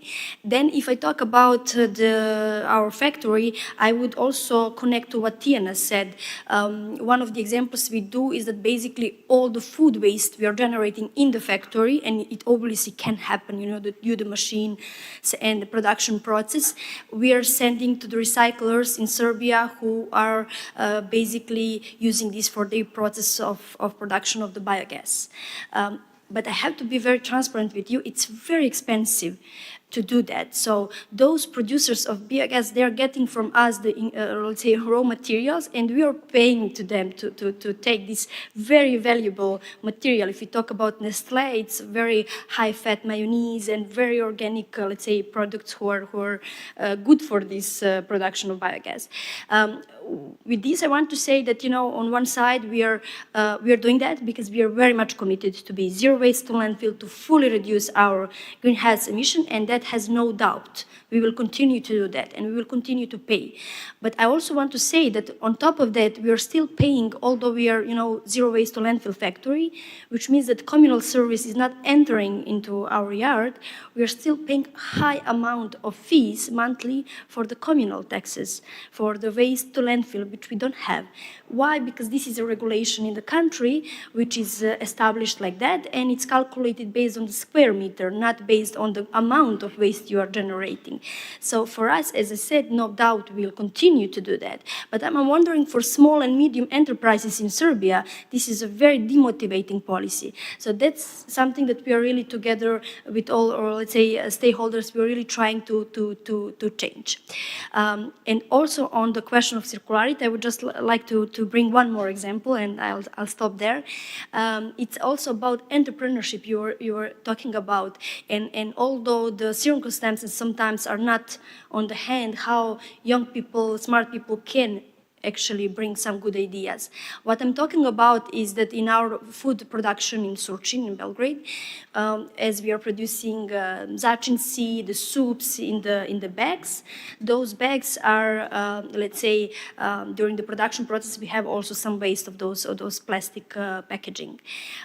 One very smart person from Serbia, one young entrepreneur, found a way that he basically take the Tetra Pak packaging and he take Nestle packaging of the soups and fixes, and he's just shredding it and pressing, and he is actually producing eco-insulation panels for the construction industry. I have to tell you, he's all the time out of the stock because the citizens realize it has very good isolation components, especially due to our foil, which is multi-layer at that moment. So at the end of the day, we were last year opening our new factory in Surčin, which is completely plant-based factory, and it's a greenfield investment. But while we are building this factory, we actually used those eco-insulation panels. So today we are also putting this as a kind of nice remark that, our packaging at the end is on our roof. And the surface is not so small, it's around 1,000 square meters. So basically we kind of close the circle of that. Thank you. Which is, again, an amazing example of how practically circularity works, because not everything can go from a package to a package. There are food safety and many other essential reasons why that's not happening. This pen is made of beverage cartons, for example, so it's not a new material source. And what you mentioned as well on the insulation is becoming a global trend. I've been seeing it also in South America and so on. Tiana, maybe from the Delta's perspective, what would be those examples of circularity, how you embed it in your business? Yeah. Also in our agriculture production, we use those crops residues as mineral fertilizers for the land to prepare the land for prepare the soil for the next harvest. And I mentioned what we do with the waste with the food waste. But I would also like to mention that using renewable energy during the processes of production is very important. So we have 16 or 17 solar plants on our premises. So we use 30% of solar energy in our production. And we also use rainwater as a technical water and as a water for cleaning premises. So, and also there are a lot of technical solution for using, we can say, waste air, which could be pronounced as a waste. For example, when for heating or for cooling systems. We can use that waste energy during the year, depend of the weather outside for cooling or For heating. Yes, for heating. So I think that we also need we all need a lot of innovations regarding new materials, which would replace plastic in a packaging, especially in a food packaging, because we are aware now that we must use plastic still. It is tiny plastic materials, and we try to decrease the amount of plastic, but we still need the plastic for the food safety. So I think that we need some science. Yeah. And what I'm gathering from what Mr. Vesovic was saying this morning, and now Tiana and yourself, green transition is what we all signed up for and where we are heading. However, green transition requires innovation. Innovation requires investment. Nothing comes for free.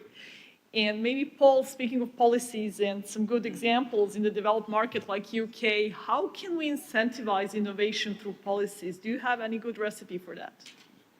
Yeah, that's a great question. I mean, I've spoken a lot about the consumer and consumer behavior, but I also agree that we can't put too much expectation on consumers changing their behavior if the current way that things are going are in the unsustainable direction. Our behavior is very much shaped by the choice environments, the choice settings where we make behavior, and these are created or curated by businesses, by public-private sectors. And so ultimately, we need to intervene at the highest level, at the upstream level, and create a set of rules, a set of incentives that encourage businesses to align with sustainable outcomes. That could be achieved through hard regulation, of course, which we're seeing more and more of.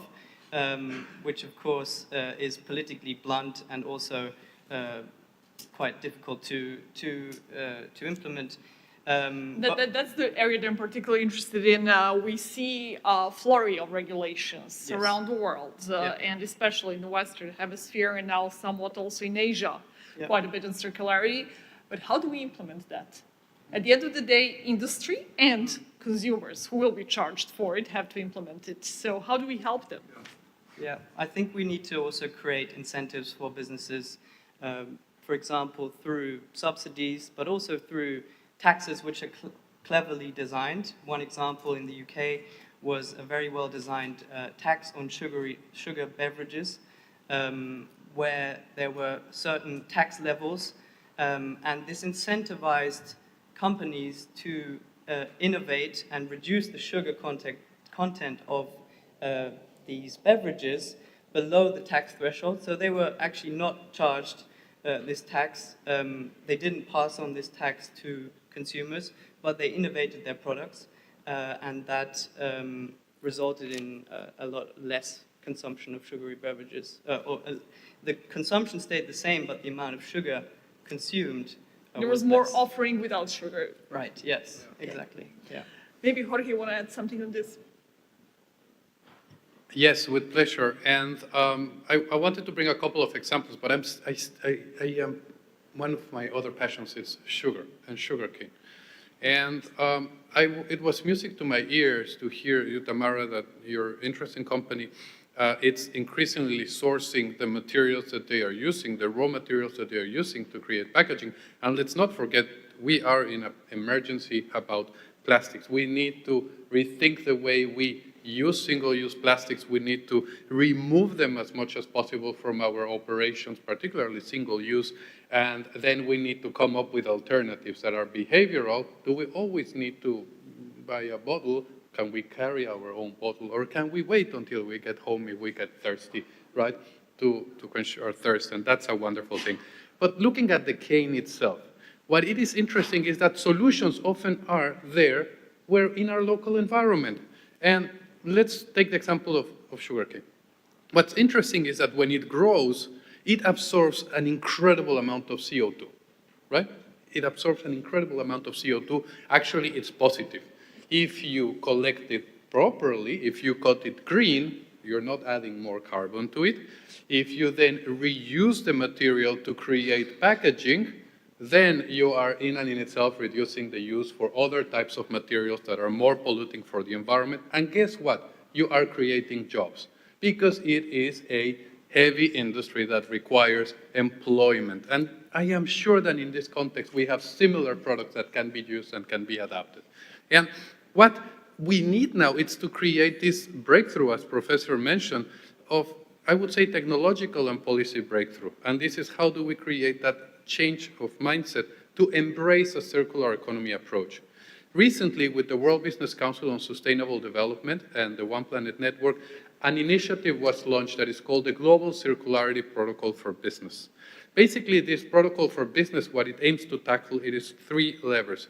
One, it is to create that approach at the level of the strategic point of view of a large company such as yours, that circularity, it's in the interest of the long-term sustainability. Someone mentioned resiliency of your business. If you want your business to stay long, relevant, active, and creating value for your shareholders, your employers, and your customers, you need to change the way you think.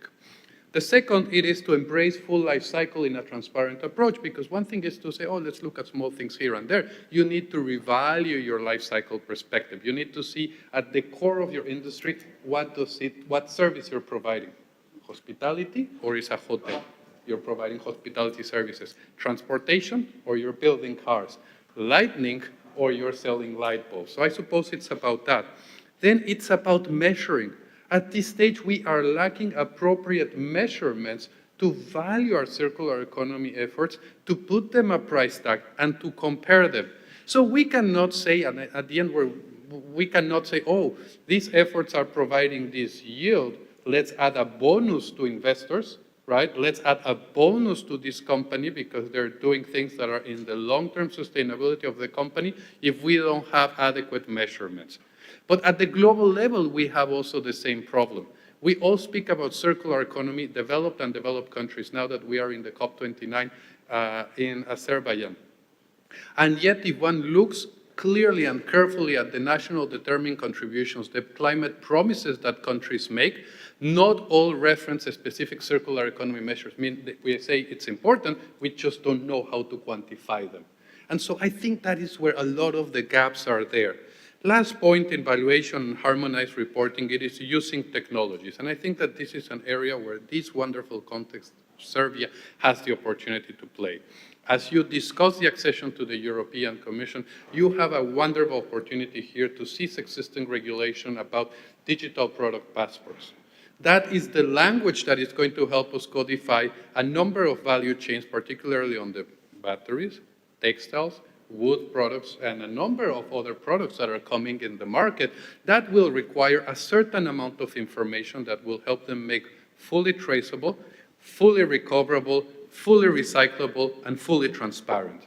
But yet, the amount of regulations that are out there are making this incredibly difficult. So I believe that once again, there is an opportunity here. And it's not possible if you don't change strategy, if you don't change the regulation, and if you don't change the mindset. Because my last point is this: you can make a product as efficient as you can. At the end of the day, some need to consume less, others need to consume more. And that is the only way we square the circle. So I guess that is a mix of issues that are taken into account, but I wanted to bring that into perspective. Sometimes the solutions are just here in front of our own noses. Yeah, I guess there are no simple solutions, but we have to find the best way, the most acceptable for the widest group of stakeholders.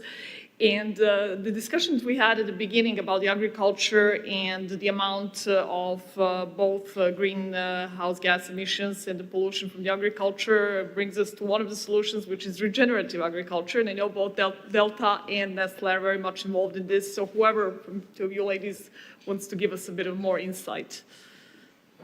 Yes, thank you. And I think regenerative agriculture is maybe the good example of the systemic approach and you have mentioned. I think, as I said a bit before, is that food system is broken already. And, in agriculture, experts are saying that we have left around 60 harvesting cycles before we lose the top quality soils. This is obviously the average on the harvesting. Somewhere it will be less, somewhere it will be more, but this is what the experts are saying. So you mentioned also the resilience of the businesses. Definitely, I would say it's especially for the food industry, it's not only about our social responsibility and environmental responsibility, it's about, I would say, the resilience of the business on the long term.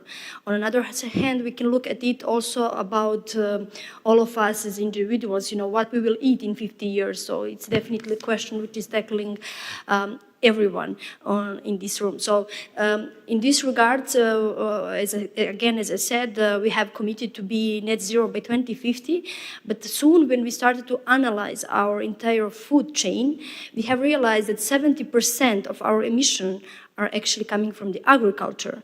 And I would also like to bring one more data, which is maybe rarely mentioned, is that agriculture is counting for 24% of the global greenhouse gases emission.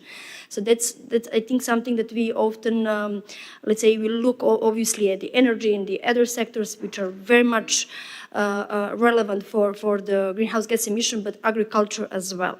So on that side, we have listened to the experts, to the scientists, what they are saying, what is the best way to basically restore the soil, to regenerate. And I would also like to emphasize, when we talk about regenerative agriculture, sometimes it's confused by the organic agriculture. So just to clarify, it's very different. While organic agriculture has a very clearly set of rules and let's say regulations already, in regards to regenerative agriculture, it's still a bit of holistic approach, which makes sense from my perspective because it makes easier for the farmers to make the transition. This I'm saying from the experience, which I have now after, let's say, 4 years of implementation of this program in Serbia. So at this moment, we as a company, although we have significant programs on Region Ag in the world, we are very proud that we managed to start the program in Serbia, and at the moment we're counting 6,000 hectares in Serbia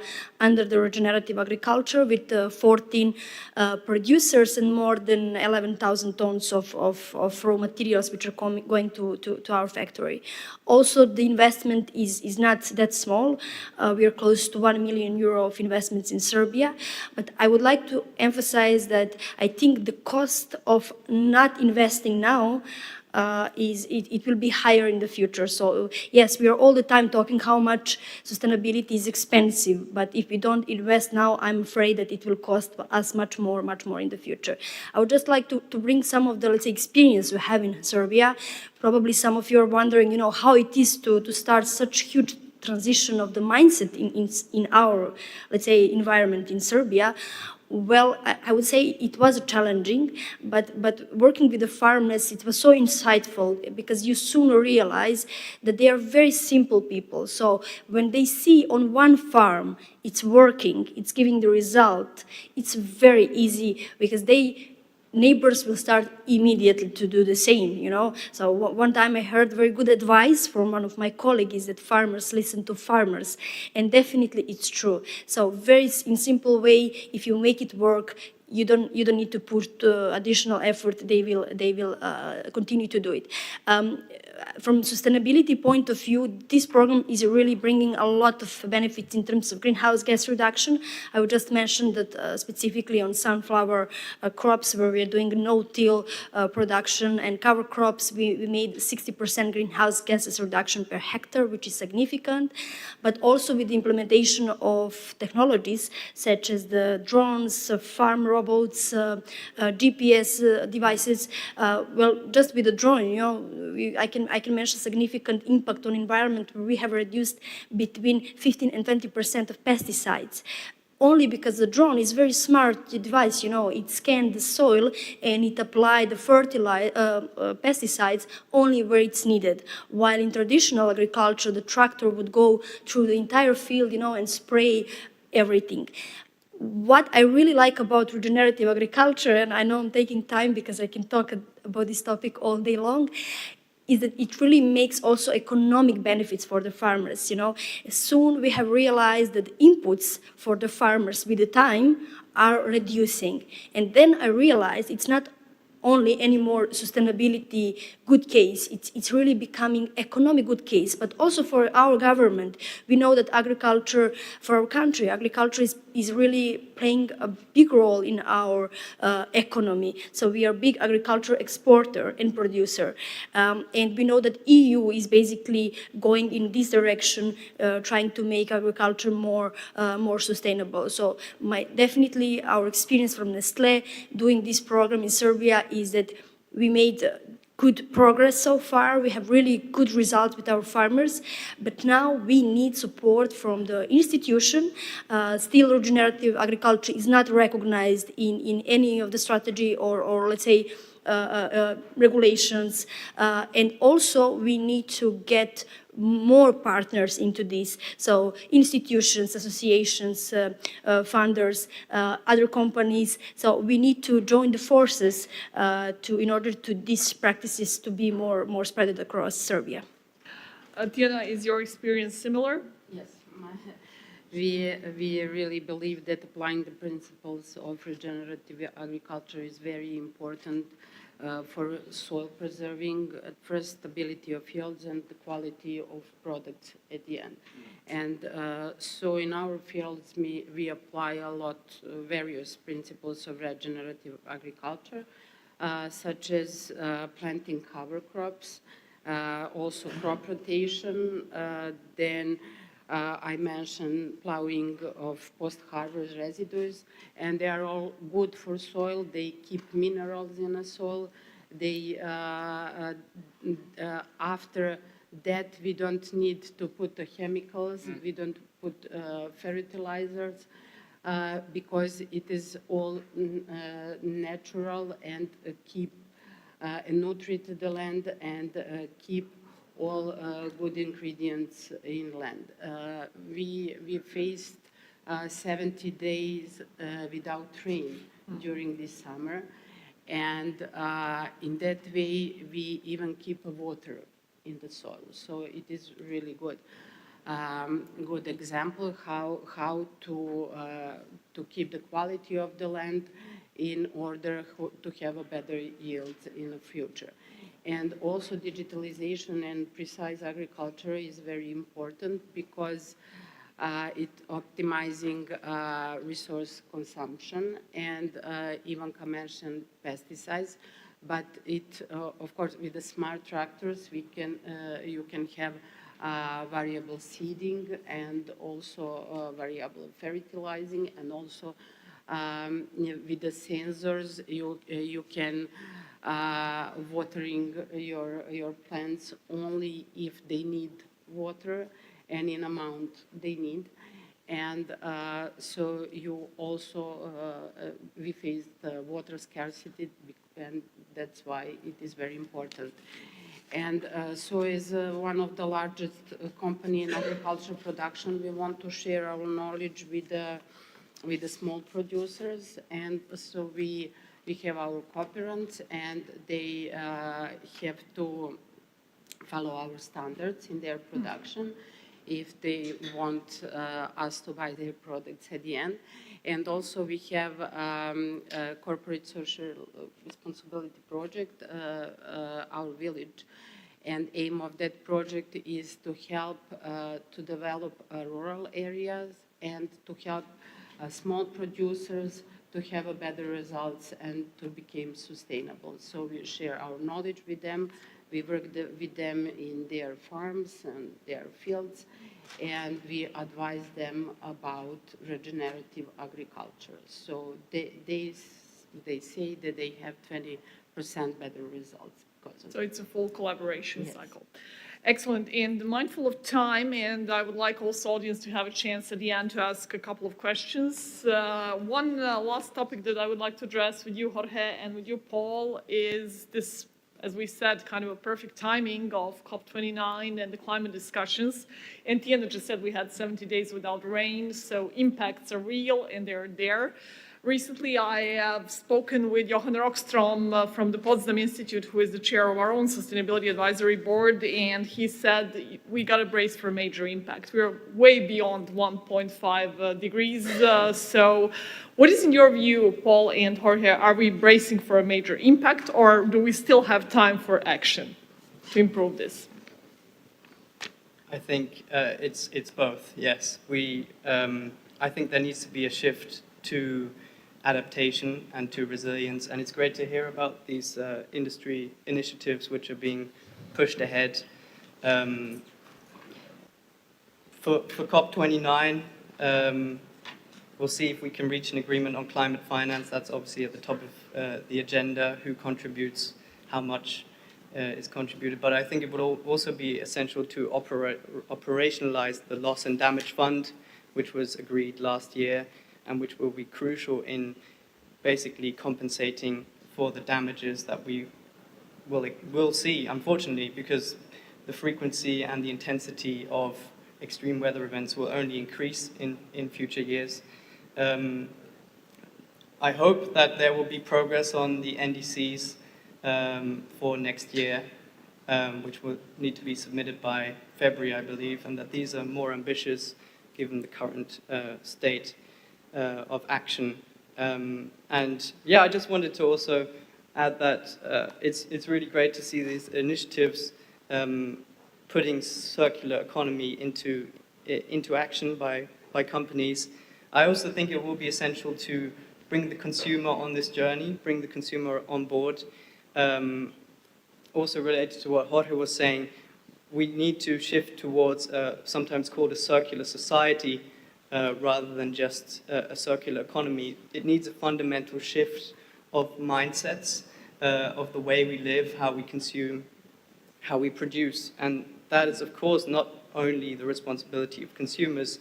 We need to create the right enabling setting, the right incentives for businesses to continue to invest in such initiatives, which will then make it easier for consumers to adapt these behaviors and this change in lifestyle.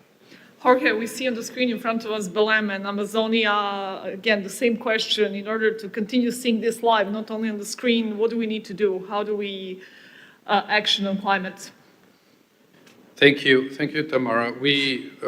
Let's go back to science and the wonderful presentation that we had in this morning by not only the political leadership, the ambassadors, but also professor from Cambridge University. And he put there a slide that I want you to remind, and it's here on my brain. And these are a number of trends. I remember a blue, a red, and a green. And the system is what I'm trying to say here, and this is our not only optimism, but we do believe that Science International Resources Panel latest assessment said something that I want to leave you with. And that is that there is still a window of opportunity to create this systemic shift. One. Two, there are breakthrough innovations at the level of technologies, provided they don't encourage overconsumption, because when you invent something that's so efficient, then we want more of it. So we have to change that, provided we can all agree to that principle. The energy transition is at the brink of accelerating dramatically, and electric mobility and a number of solutions that are there. So we do have an opportunity. We do have a breakthrough opportunity in front of us. But yet, the systems are not in place, and they can be changed. And that's the positive news, is that regulations can be changed. And I want to end up with these two messages. One, as we mentioned this opportunity in Brazil, I think today we discussed one that is critical. It's recognized circular bioeconomy approaches as it being critical contributors to addressing climate, biodiversity, and pollution problems. For a long-term agriculture and bioeconomy and looking at nature for solutions has been put as something on the sidelines, something that it's not to be looked as the mainstream. And I have to praise the government of Brazil. I just come from G20 in Brazil, and one of their priorities, it is circular bioeconomy. It's the bioeconomy principle. So let's look at bioeconomy as a contributor. The second component that I already mentioned, the Global Circularity Protocol for Business, and how having business action and a business agreement to say, let's measure, let's value circularity in our own processes. Let's be transparent about it. Let us be judged by markets, investors, about this. Oh, I think this is. Last is this wonderful built environment that we have. If we were the needs that are going to be needed to build and construct the type of infrastructure that our countries are demanding, if we don't look at it from a circularity perspective, we're overshooting the planet, right? We know that we need to build more. We know that we need to create more infrastructure. What type of infrastructure? The same thing that we discussed about sugarcane. What materials are we going to use?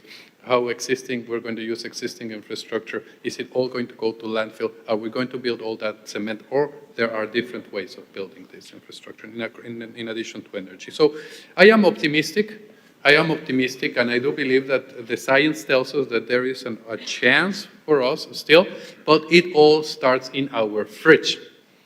It all starts in our fridge, and this is why I am happy to see companies like Lidl that are supporting this event. Why? Because how can we ensure that over 50% or 60% of products that are at the retail level tell consumers what is the impact of their choices, right? At least give consumers the opportunity to know what they are choosing and what is the regulation that allows them to not feel punished in their wallets for trying to do the right thing. In many cases, this is just because of taxes. We're all winning, but how do we work with retailers? Second, how do we work in our own behaviors? It all starts in our fridge, right? Again, these are global problems, require global solutions, but the solutions often are just as simple as in our fridge. So let's start by that.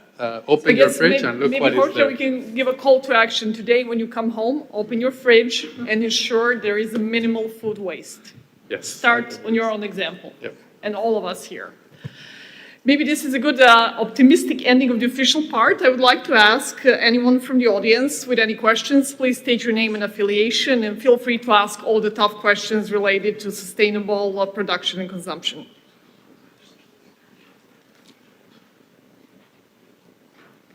Costa, I'm surprised you don't have a question for us. Okay, if there are no more questions, I will cordially thank our panelists for being here, for sharing their experiences and bringing the global perspective to our developing green transition in Serbia, and hope to see you again soon.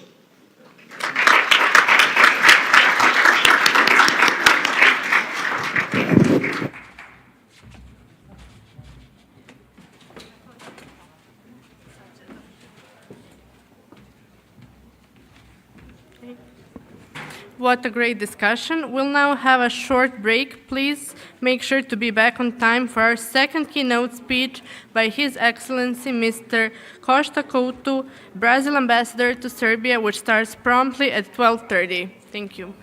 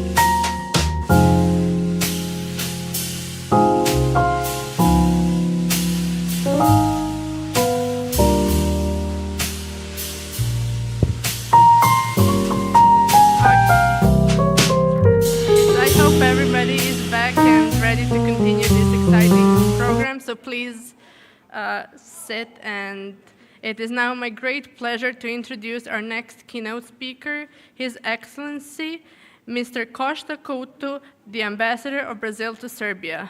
Ambassador will share insights on the upcoming COP30 and Brazil's plan as the host of this major international event. He will also discuss Brazil's pivotal role in advancing the global climate agenda, its initiatives in biodiversity conservation, and the importance of collaborative efforts in climate action.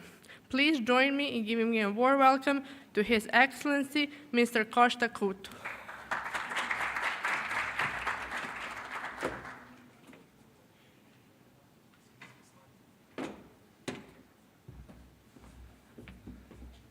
So, laser point, good. Before I start my actual presentation, my PowerPoint presentation and my talk, I wanted, could you go back to the images that that you were showing on loop in black and white? Do you want us to give you the Wi-Fi mic? The black and white images that were being shown before I start my presentation, could you show them again? Okay. So these images that you are seeing here are photographs of Sebastião Salgado's latest book, Amazonia. Sebastião Salgado, as some of you may know, is the world's most renowned photographer, and he does landscapes and people. And these are some of the images that give you an impression of how vast and humid the Amazon truly is. And it also gives me the opportunity of perhaps deceiving you a little bit, for starters. Brazil, unfortunately, in its trees, both in the rainforest and elsewhere, we are not the lungs of the world. Although we are proud to have perhaps people discussing and saying that we are the lungs of the world, but unfortunately, scientifically, your carbon dioxide, which you generate here in Belgrade, the carbon is captured in your forests in Avala and Košutnjak around the city. And the forests of the rainforest in the Amazon capture the carbon dioxide which is present in the air generated by the cities of Belém, Manaus, and other cities, Santarém, and other cities in the Amazon. So we are the sponge of the world. We provide rains at the right time, in the right quantities to Brazil's largest agricultural production area, which is just south of the rainforest, south of the Amazon. But we are not the lungs of the world, unfortunately. Thank you very much. So we can go now to the PowerPoint presentation. Thank you very much.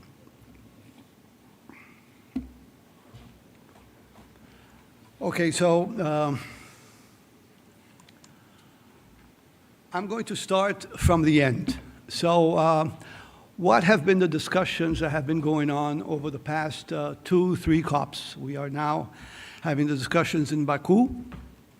What have been the discussions over the past couple of COPs? Basically, to resume this in a very, in a one phrase or one pager, we are discussing more than ever how to fund the projects that we are about to transform into projects that will diminish that will increase the decarbonization of the planet.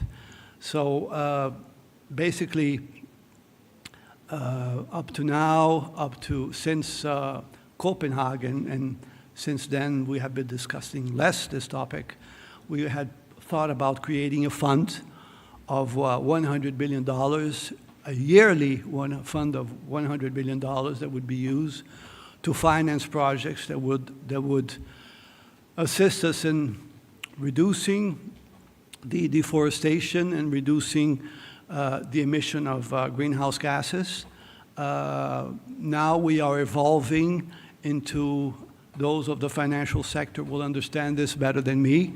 Can you all hear me well? What the financial sector likes to call de-risking. We are transforming carbon-friendly projects into projects that can be financed by the financial sector and can generate funds and returns on the investment that they make. So this is one of the results of the conferences that we've been discussing over the past few years. The other topic that we have been discussing also is how can we convince the petroleum producing countries of the Emirates and Azerbaijan, now in Baku, how can we convince them to start using some of their oil to fund some projects that could assist countries which do not produce oil and start thinking about decelerating if they had reached already a sufficiently high level of development, that they should start decelerating their level of production of oil. While the countries which are less developed, they should be allowed to continue to produce oil at the same level they are producing now in such a way that they can use these funds to reduce greenhouse gas emissions. So these are the two main debates that have been going on in the background around the last few conference of the parties. So I'll start by the end by showing you, just want to be sure that I'm not going to fall down here. I think I'll need perhaps a microphone to be able to move around and look at the slides.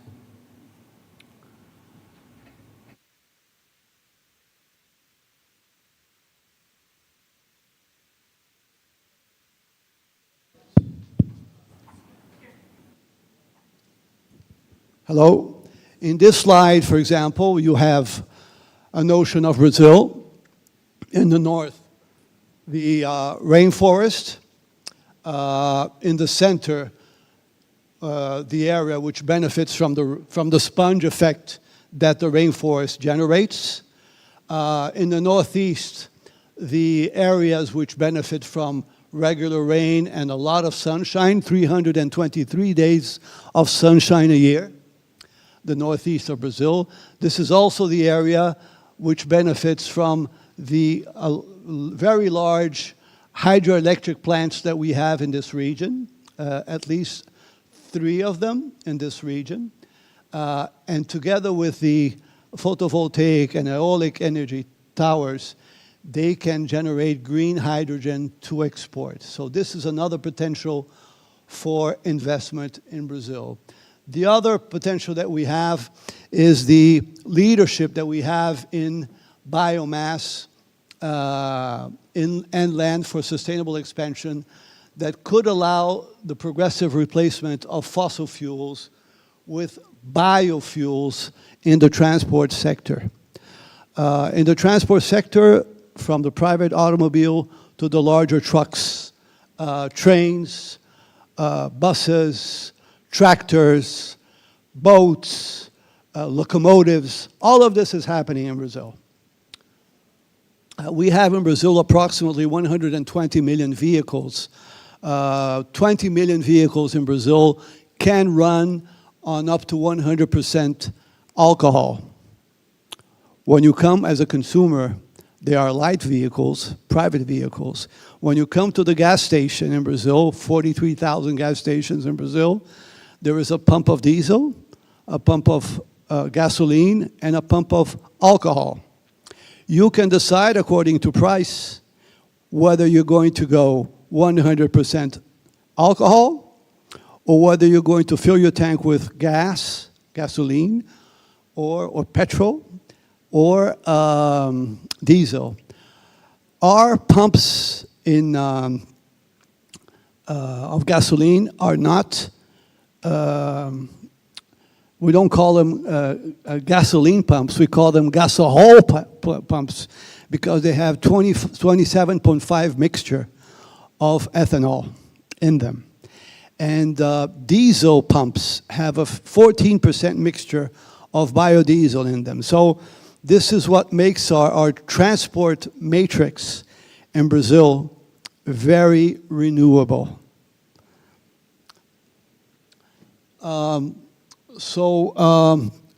Worldwide hub for low carbon industrial products and key supplier of critical minerals. We do have some of the critical minerals, although not all of them as China does, benefiting clean energy and competitive green hydrogen, natural resources, and nature-based solutions. We are developing our long-haul modals, including rail and waterways, which will be motorized by biofuels and other sustainable forms of fuel. And we are the #1 country in regenerative agriculture at scale. So 100 million hectares of crop, livestock, forest integration and no-till farming will generate plus 70% of cattle yields with pasture recovery. So thanks to the simple fact that we have the right climate in Brazil, we are able to increase the production of animal protein and other products without resorting to irrigation. So increased sustainability in wastewater management coverage and clean water supply. We have a legal framework in Brazil that is in force, which obliges the extreme south farm owners of Brazil to separate 20% of their lands to be protected, not touched in any way. If you move to the center of Brazil, you have to preserve 50% of your farm. If you move to the extreme north of Brazil, up to this border, up to the beginning of the rainforest, the preservation comes to 80%. You cannot touch 80% of your land. This is enforceable by law. Most of the deforestation that is happening in Brazil happens in a percentage of our territory which is still no man's land, which means it's 15–20% of our surface, which belongs to the armed forces and to the government and different government bodies at this point. So Brazil represents, we are in 5th place in terms of emissions, greenhouse gas emissions, and you will see the profile of our gas emissions right now. 70% of our emissions are linked to forest-based, as you see here, agriculture, forestry, and other land use, which is something that we need to address on a very urgent basis. Urgency, by the way, and emergency and urgency, by the way, is the name of the game for the Brazilian delegation. You might have heard this through newspapers, through the international media in general. Over the past few months, Brazil has been the victim of floods, droughts, fires in general, which has even affected the air quality of São Paulo and the capital, Brasilia. This gives us a sense that in Brazil that we are not untouchable by the effects of the environment. And this has allowed us to think that we cannot continue with the present pace of developments in curtailing greenhouse emissions. We must go fast. We must move faster, as fast as we can. So a sense of urgency is the top, let's say, saying of the day. So basically, is far away from its net zero targets, and deforestation is currently being reviewed in our national determined contribution to meet the Paris Agreement. We are therefore increasing our contribution for the next conference in 2025 in Belgrade. This gives you an idea of what we are doing at this point. So Brazil can become a climate hub by leveraging distinctive comparative advantages. So this again is more targeted to the financial sector. Brazil is the #1 country in reforestation globally. Yes, it is. Holding up to 1.0 gigaton of carbon dioxide equivalent per year in nature-based solutions mitigation potential. So this is major. Number 2, sustainable agriculture. We are #1 or #2 exporter of most commodities. And Brazil can continue to scale up while reducing emissions. We are capable, by preserving our forests with financial contributions, by preserving our forests with the assistance of financial contributions, we may be able to increase, double, triple our capacity to produce commodities, food commodities, to feed the world. Renewable energy, 88% of renewable power, I'm talking about electricity, versus a comparative 29% in the world, is renewable in Brazil. That is truly amazing. And this is why our main focus is deforestation and land use as something that we should, we already have the legal framework, we have to enforce the law. We have to work hard to enforce the law. And it's very hard to enforce the law on the surface of the rainforest, which represents 5 million square kilometers, or the equivalent surface of approximately 38 countries in Europe. So this gives you an idea of the challenge that we have. So availability and low cost of wind, solar, and biomass enables low emission footprint. What is interesting is that 323 days of sunshine a year, that's a lot of sunshine. And our aeolic towers have a level of efficiency of 30–40% that other places around the world, even Denmark, even the North Sea, cannot reach. Cannot come that close.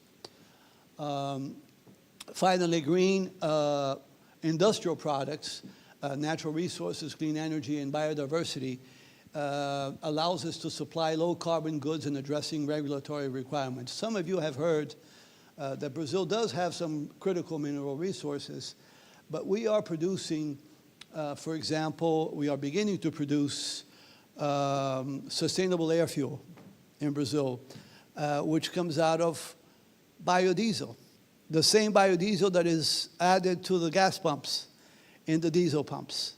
So we are adding know-how, adding technology, processing a little bit more the biodiesel so they can become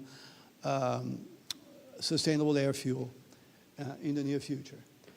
The other solution that we are also creating is providing sustainable bunker oil for the maritime industry, which will also make a substantial change in the lowering of emissions. By the way, you may have heard this, there already has been an inaugural flight in the North Atlantic between New York and London using sustainable air fuel. And if I'm not mistaken, by 2027, in Scandinavia, there will be a compulsory mixture of 2 to 5% of sustainable air fuel, compulsory. You may not fly to these destinations unless you have that mixture. And Serbia, by the way, because it produces twice the grains that it consumes, both for cattle herds and for human consumption, is capable of producing enough sustainable fuel for its airplanes and also for its automobile fleet. This is one of the topics that I was discussing with President Vučić and Prime Minister Vucevic not too long ago, about 3-4 weeks ago, when I had Brazil's biggest specialists in biofuel come to Serbia to explain how we are doing things in our country. Oh, let me move this fast. Where am I supposed to be pointing?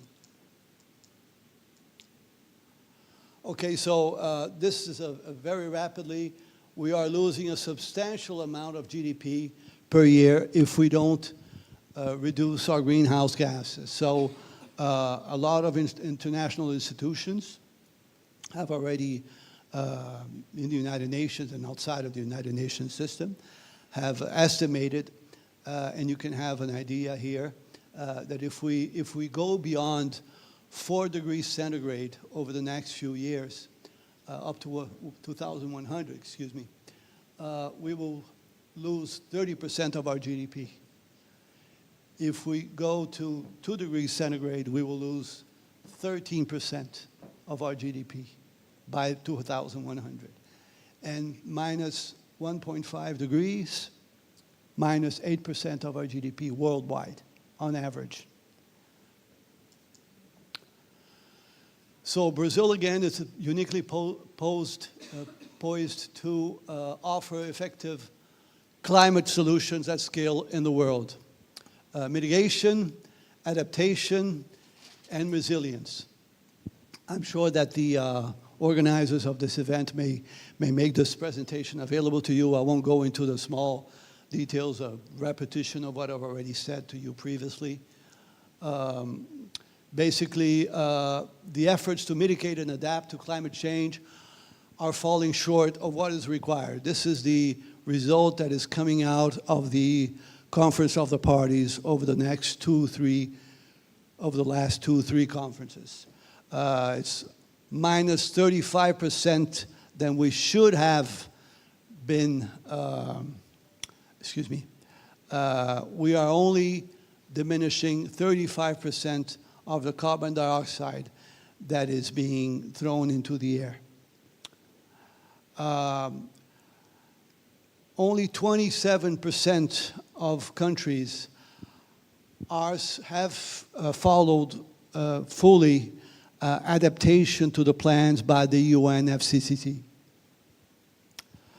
55% of top 1,000 companies, private companies, with targets aligned with 1.5%, only 20% have aligned themselves with this target. Our technology will not solve all our problems. We have to find other solutions. Mitigation is only being assisted by technology in 55%. And investments in 2022 of total need for climate funding required represented only 50% in that specific year. We have to move and increase that. Perhaps the creation of actually fundable projects for the private initiative could assist us in reaching that goal.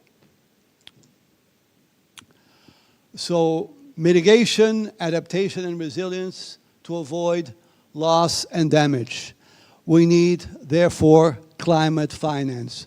We no longer want a fund to ask the United Nations to distribute this fund all over the world. We want the private initiative to take the stand and start investing in projects that will help them to maintain their existence, because it all amounts to the existence of humankind and the existence of the countries themselves. So this is what we have been doing in Brazil.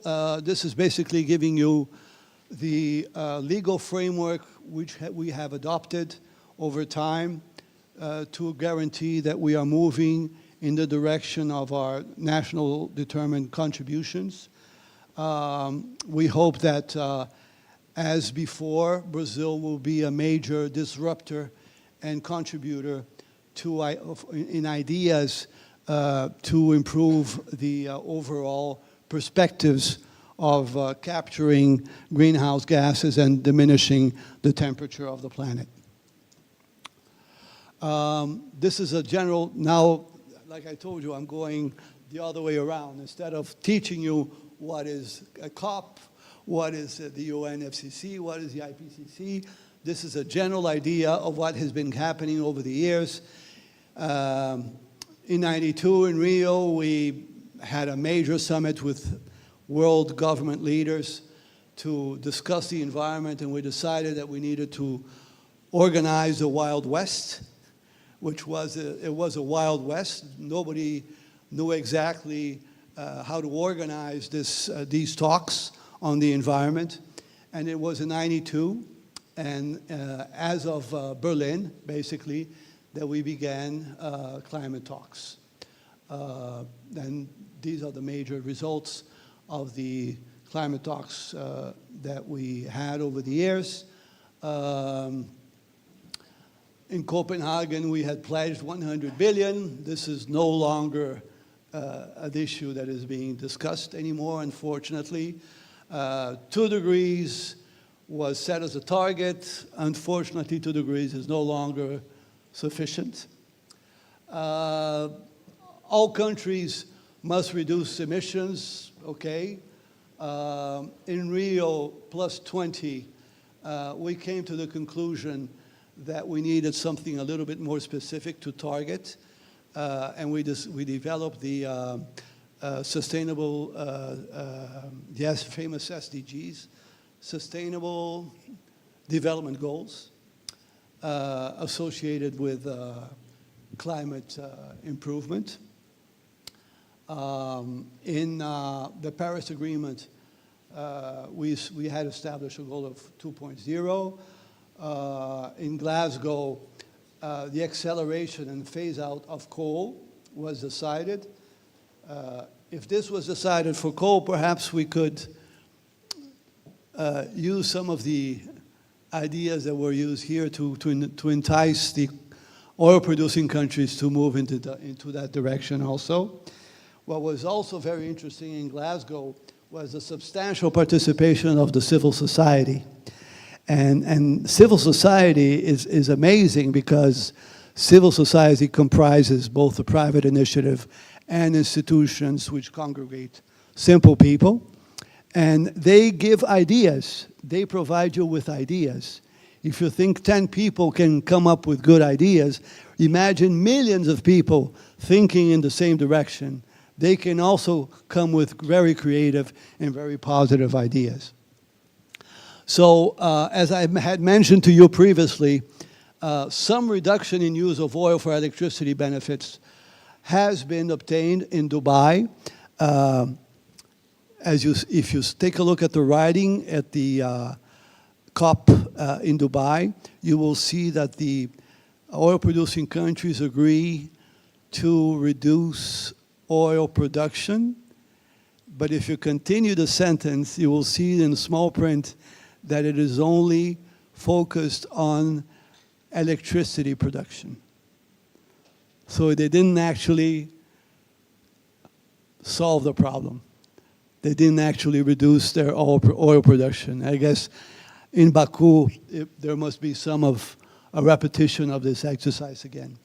I hope that as in Rio +20 and as in Rio in '92, Brazil's diplomats and officials and civil institutions, civil society institutions, can be as creative as we were in Rio +20, in '92, in Rio de Janeiro, and make original contributions to the control of the climate. We have a sense of urgency. We have a sense that we are not being excluded from major climate incidents, as I mentioned. In southern Brazil, we had incredible floods, which represented billions of losses and a substantial amount of loss of life also. Forest fires, crop fires in Brazil all over the place. And we hope that this conference in Belém will find a way to accelerate the pace of the changes that need to be made. So it took more than 20 years of discussions on the environment for the international community to commit to action. The Wild West. At the Earth Summit in 92, Rio de Janeiro, Brazil, this changed, and the resulting UNFCCC conference came into force a couple of years later, providing a framework for ongoing climate negotiations in the form of preparatory conferences known as COP. So now I'm coming to perhaps the first lessons that I told you about. These conferences are held in different countries located on the various continents on a rotating basis. In '95, the first conference of the parties took place in Berlin, followed by COP2 in Geneva. Switzerland both formed the basis of subsequent international climate talks. In '97, the focus was the implementation of the UNFCCC. After long negotiations, the party agreed on the Kyoto Protocol, the most far-reaching climate agreement to date. For the first time, an absolute and legally binding limit on greenhouse gas emissions for industrialized countries was anchored on the international treaty.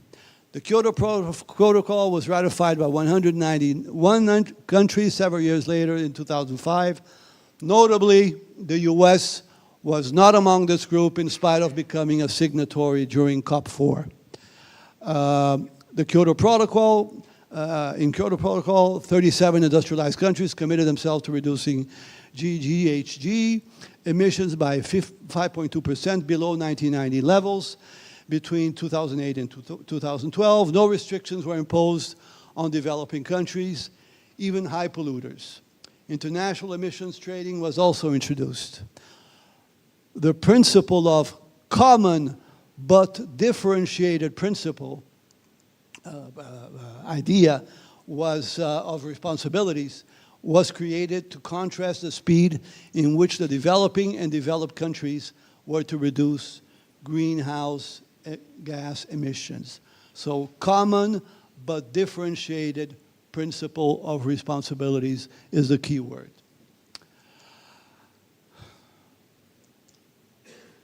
So at Rio Plus 20, held in Rio in 2012, therefore 20 years later, produced a political outcome document which measures for sustainable development. In Rio, member states initiated the development of Sustainable Development Goals, SDGs, 17, to build on the previous Millennium Development Goals and align with the post-2015 agenda. The conference also adopted guidelines for green economy policies. Agenda 2030 for Sustainable Development Goals created at the 2012 Rio Plus 20 conference set universal goals across social, environmental, and economic dimensions with input from UN, member states, and non-governmental actors. Developed between 2013 and 15, the 17 SDGs formed the 2030 Agenda, signed in 2015 by 193 UN member states, guiding global policies and UN reform. Brazil supports an integrated approach to sustainable development, implementing policies like Bolsa Familia, the Ecological Transformation Plan, the Amazon Deforestation Control, impacts various sustainable development goals. Introduced in 2023, SDG 18 promotes ethnic and racial equality, which is currently being formalized. So again, what I had told you in the beginning, perspectives for COP30 in Belém. Previous COPs had a greater civil society involvement, and in Brazil, it is not different. Brazil has a vibrant community, a vibrant social strata, which contributes to all COPs, has been contributing to COPs outside of Brazil, so I can imagine that in Brazil it'll be even greater. President Lula chose to present Belém as a host city because the world associates Brazil with the environment and its forests. We are not the lungs of the world. It is important to recall that a good part of our greenhouse emissions comes from deforestation, not from industrialization, not from emitting. And I'll give you an example. How many grams of carbon dioxide does an electric car in Germany generate? 74 grams. It's not zero, because the electricity has to come from somewhere. It comes from, most of the time, a plant which runs on coal. In Brazil, because of our flex fuel engines, a hybrid automobile, which is manufactured in Brazil, when it goes to a gas station and fills its tank with 100% alcohol, which, by the way, generates 90% less emissions than a regular automobile, this car only generates 24 grams of carbon dioxide. So the electric car in Germany is generating 3 times more greenhouse gases or carbon dioxide than in Brazil.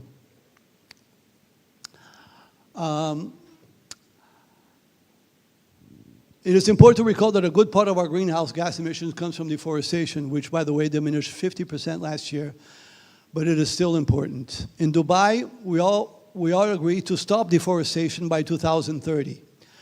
We created a group of countries called United for Forests. The United for Forests comprises 7 countries around the world, which will be a major ally in this task of diminishing deforestation. Financing the energy transition. We have urgencies. Again, things are moving faster than we think. Some of the events that we had in Brazil had been forecasted by our scientists to happen only in 2040. They happen this year, 2024, 25 years in advance, 20 years in advance, 15 years in advance. Mid-income countries have to pay a very high price for any resources they can obtain in the markets. So we are discussing this issue at the G20 now in Rio de Janeiro next week. There is still no mechanism that translates the urgency of investments in reducing climate change. Again, we need to format, like in the first map that I showed you, we need to format projects in our country which will give the financial sector projects in which they can generate returns on their investments. This is the way to go. No longer creating a fund of 100 billion. This is not going to happen. So de-risking is a new concept. If we succeed to include climate-associated projects in the mainstream of investments, this will be a major development. We need to move away from the concept that we will have in the projects that affect the environment in some form or another. Countries should include in their development plan a series of projects contemplating the environment. As mentioned previously, this is to be discussed during the G20 talks in Rio next week, this November, and continuing in the BRICS Plus Summit in Brazil next year, and of course, in Belém at the end of the year in November. If we succeed in including the urgency element in the risking, we may succeed in financing environment projects.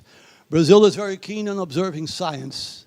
Science has concluded that if we surpass 1.5 degrees in global warming, we may provoke the savannization of the rainforest and other tropical forests around the world. Science is surprised on how quickly things are happening, how fast our world climate is changing, and events which are occurring now should have happened only in 2040.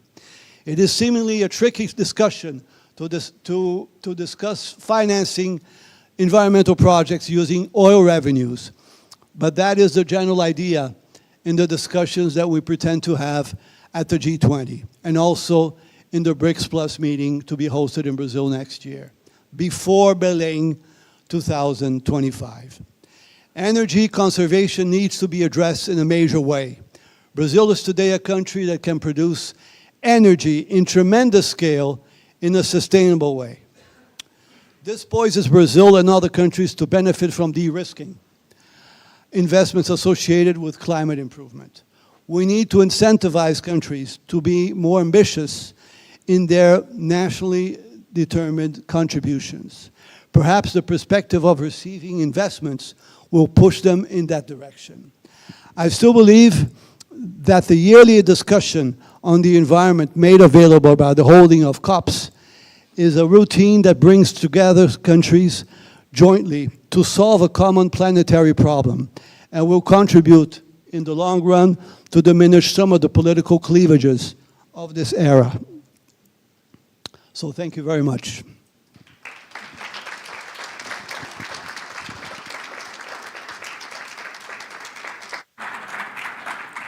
Do we have rooms for questions? I don't know. Have you thought about that? Any questions? Everybody's hungry, waiting for the lunch. Okay, good. Thank you.